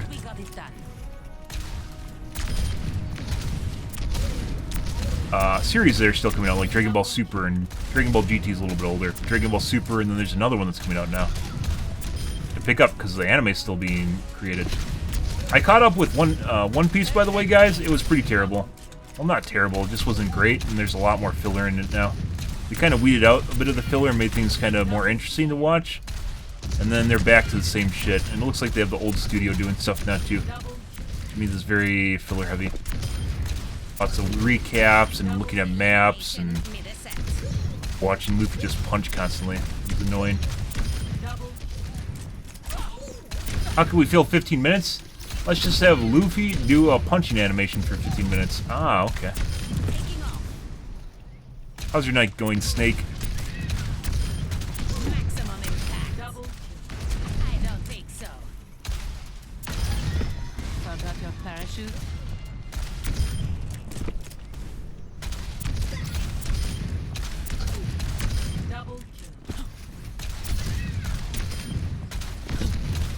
See you though. Float like a jellyfish, sting like a jellyfish. Mom's a jellyfish in bed. Oh my god. Traveling to new queens. Prepare for battle. Select your hero. Uh-huh. Okay. Let's see what we got going on here, guys.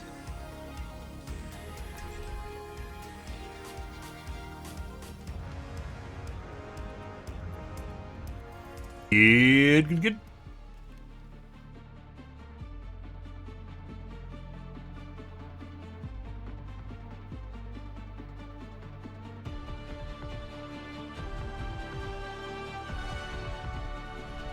Strike from above.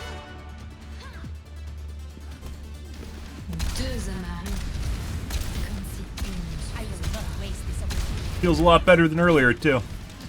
So, I don't know. It must have been the USB port was fucking with me earlier, prior to me disabling it. 5, 4, 3, 2, 1. Objective unlocks in 30 seconds. Now my rollout cadence is fucked up. Repositioning.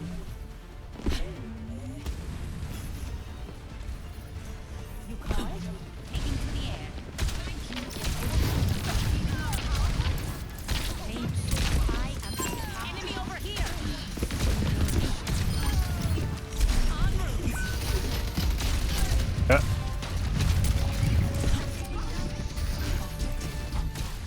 Dude, there's a May here. I see barricade is pushing forward.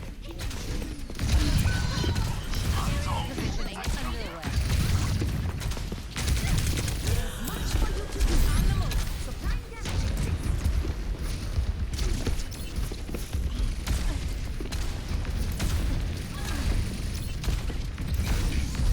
I will not waste this opportunity. All right. We're in the lead.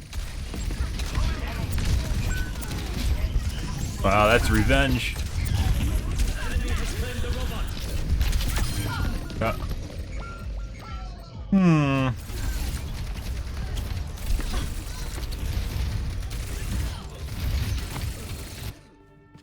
Shake it off. Repositioning. Boosting your damage. Thanks for the assist. Help me. Your team has lost their lead.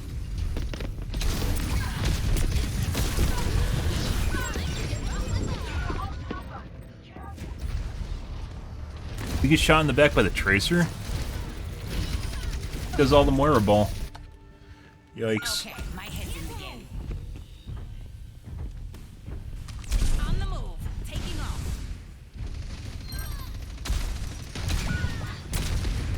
We have a Me Too May. That's not good.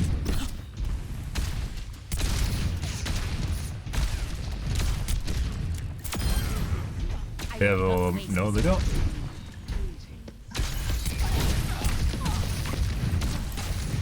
En route. I don't need to use my ultimate. Uh-oh. Oh! Wow. I'm back. expect her to get any value out of it all.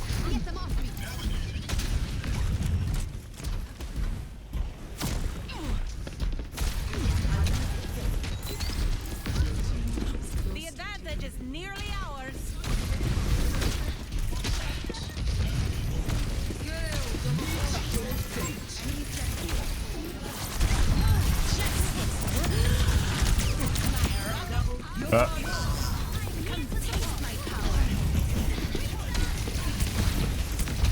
It's hurt.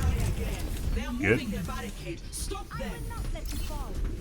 I am empowered.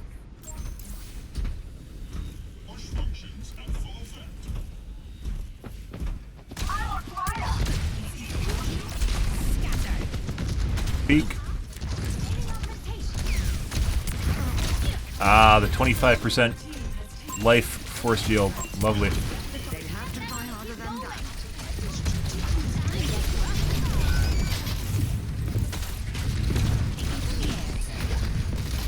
I want a fucking new monitor, guys. I want a new fucking monitor just because of Tracer and Genji. I want a new monitor. That's it. Just Tracer and Genji.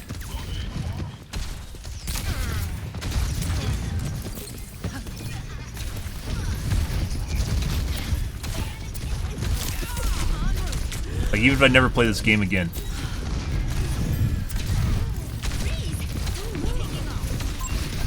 Come on, grenade.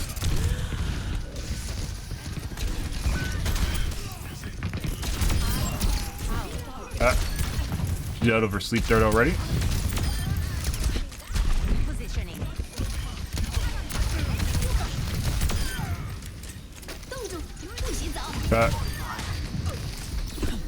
Pushing the barricade.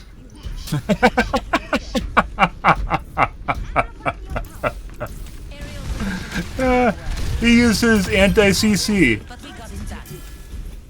He uses anti-CC to sit in the mail and be on the fucking... Oh, buddy.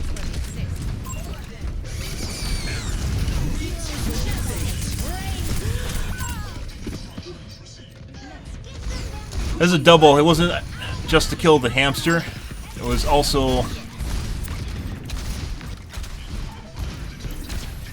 how to deal with this minefield. Still has some fucking shit going around here. I'm stuck. No. GG aimbot grenade.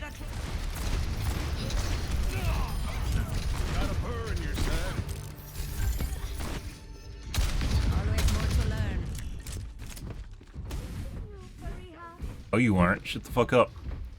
The name's Cassidy. Taking off.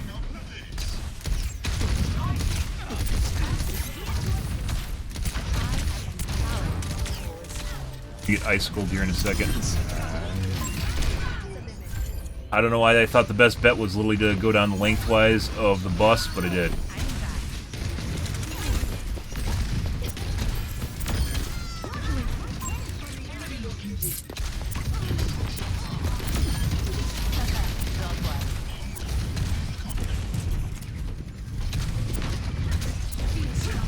No idea what the ball's doing. If you get a concussion missile in just the right spot in the ball, it really fucks him up because it's momentum based. This is why I said the fucking. That's why I said the new Baptiste field is annoying and OP as fuck. So you can do shit like that, and there's no way for you to kill it. I tried to find an angle and it actually hurt me.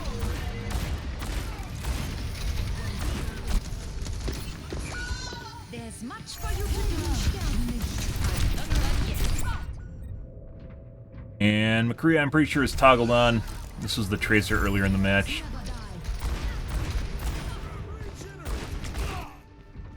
Returning to battle. Good.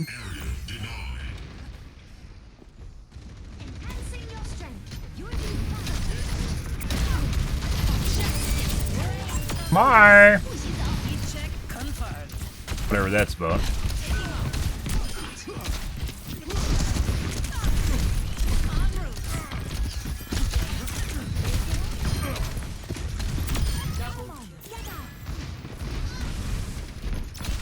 back? Yeah.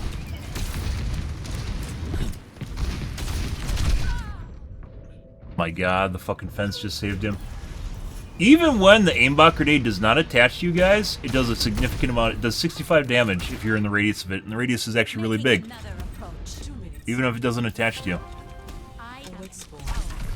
Whoever thought that it was a good idea is a dumbass. What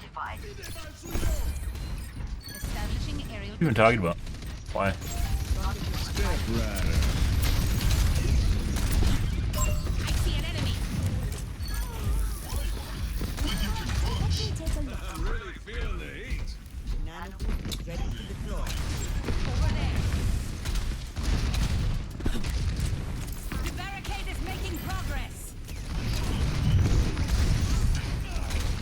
Probably some mines here in a second.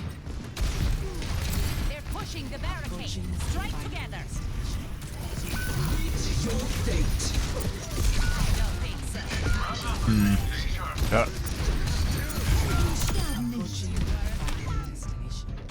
Uh-huh. 60 seconds.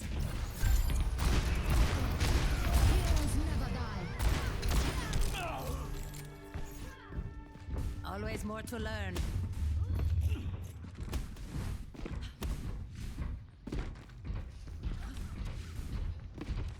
Oh, it's more meta than Narissa. It's actually true.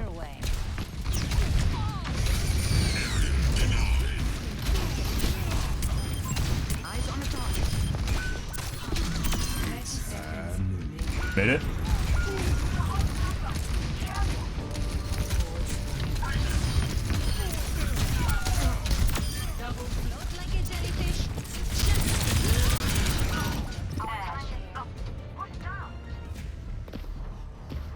Good.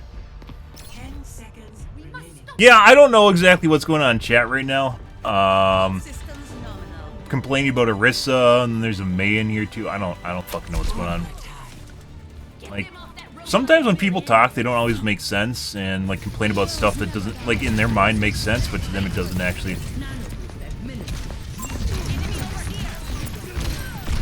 And aimbot grenade didn't even attach to me either. Just AoE explosive. Holy fuck, Mercy.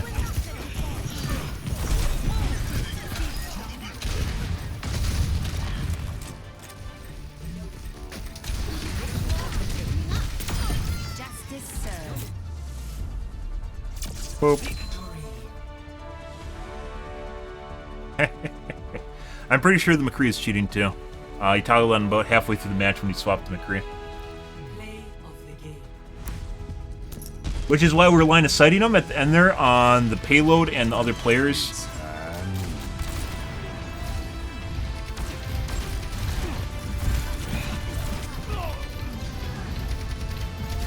Yeah, everyone. That's just like. So the chat right there, guys, was basically just people memeing.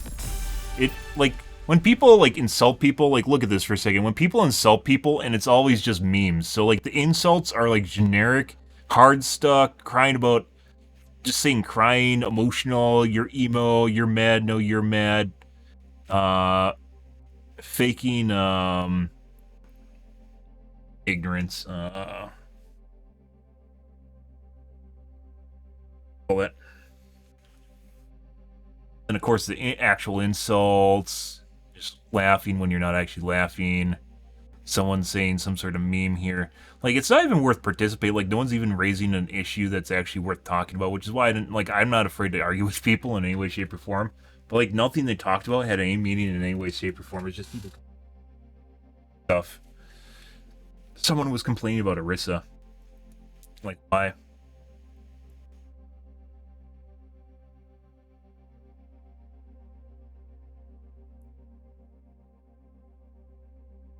Our players was GM. I'm not even gonna bother looking at the profile. And then we got our friend here who is cheating, possibly cheating, and it literally sounds like someone that's a dumbass. Like, just based on the way they're typing and what they're responding. So what I mentioned before, guys, like, people that cheat usually fall into one of two categories. One is they're either really stupid, or the other one is they're like kind of psychopathic. Like, they have psychopathic tendencies. Like, they don't give a shit about the people around them, or your usual antisocial personality disorder.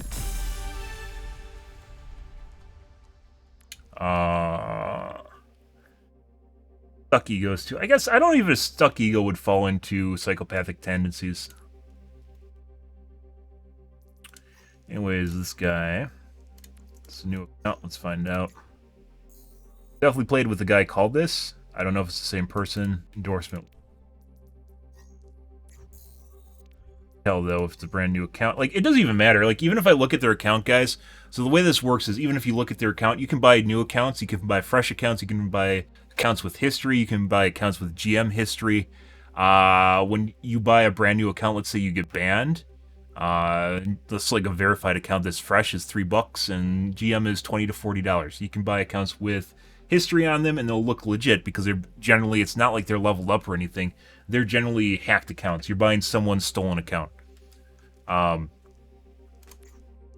Like, it doesn't even matter if there's something that shows up there unless it's exactly the same person I played with before, which I don't think it is. I think it's...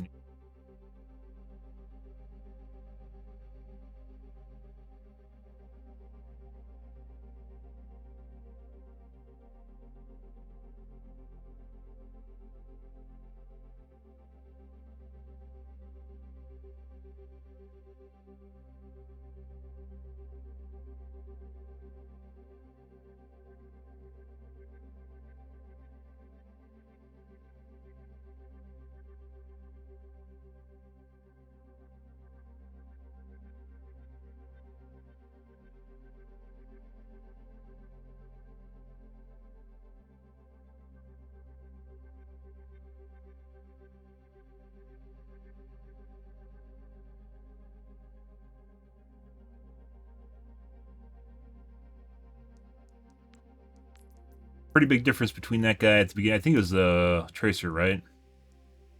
Yeah.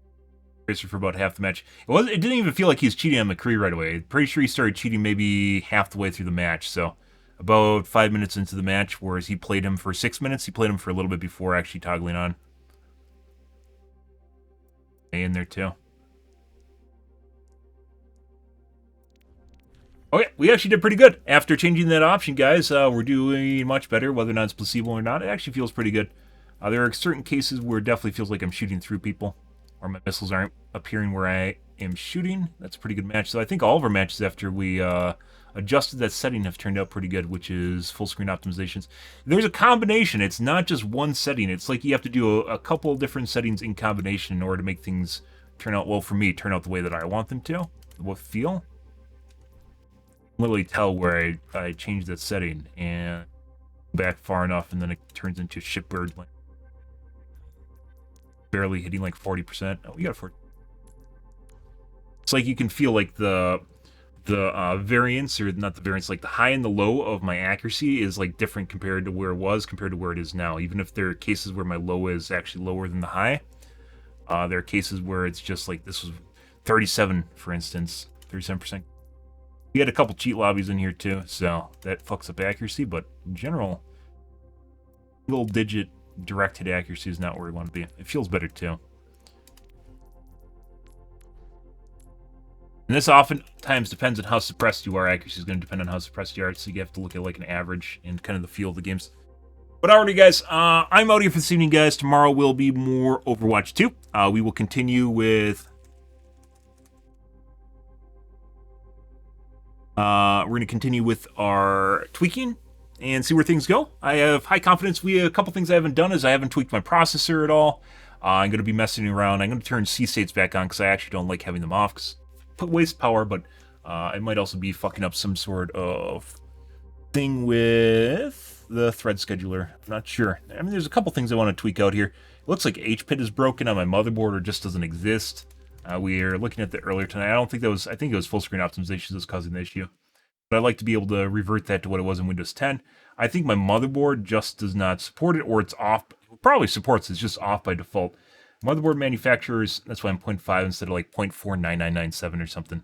Motherboard manufacturers sometimes like enforcing things like across the board because they think you're, they think no matter what, no one's going to use it. It's like a programming thing. Programmers love doing that shit, just like with Windows 10, how they enforce the center taskbar. Yeah, because that's a great idea. I mean, it's one thing if it's the default look, right? I have no problems with it being the default look, just like Windows 7, Windows 8, and Windows 7 and Windows 10 had a default look. Windows 8, they forced the start menu on you, which you once again you had to change with mods. But in the same way with Windows 11, they forced that fucking start menu on you. It's the first thing I changed. One of the first things I changed, there's mods for it. I forgot what I caught that allows me to change it.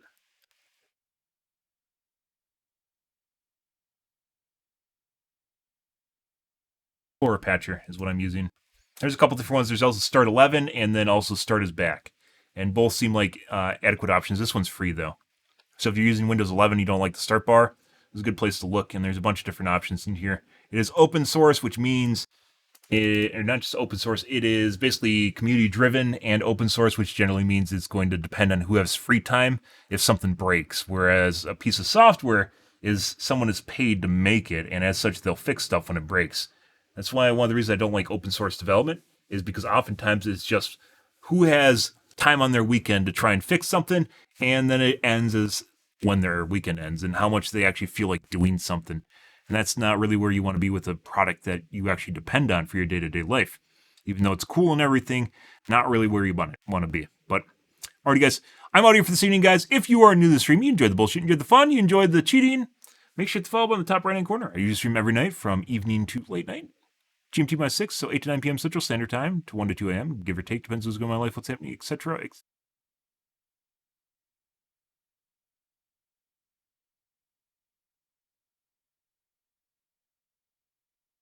Ursa's complaining she can't single-handedly kill someone being pocketed by Mercy with her very well-balanced tank DPS.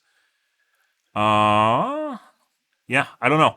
Ursa in general, some people seem to have problems with her. I don't really have problems with her. There are tanks that are more difficult to deal with, in my opinion, but I think all the tanks in general seem to be decently off. Zarya even got buffed again when I don't think she needed it. She was just out of favor. So, yeah, guys. Alrighty.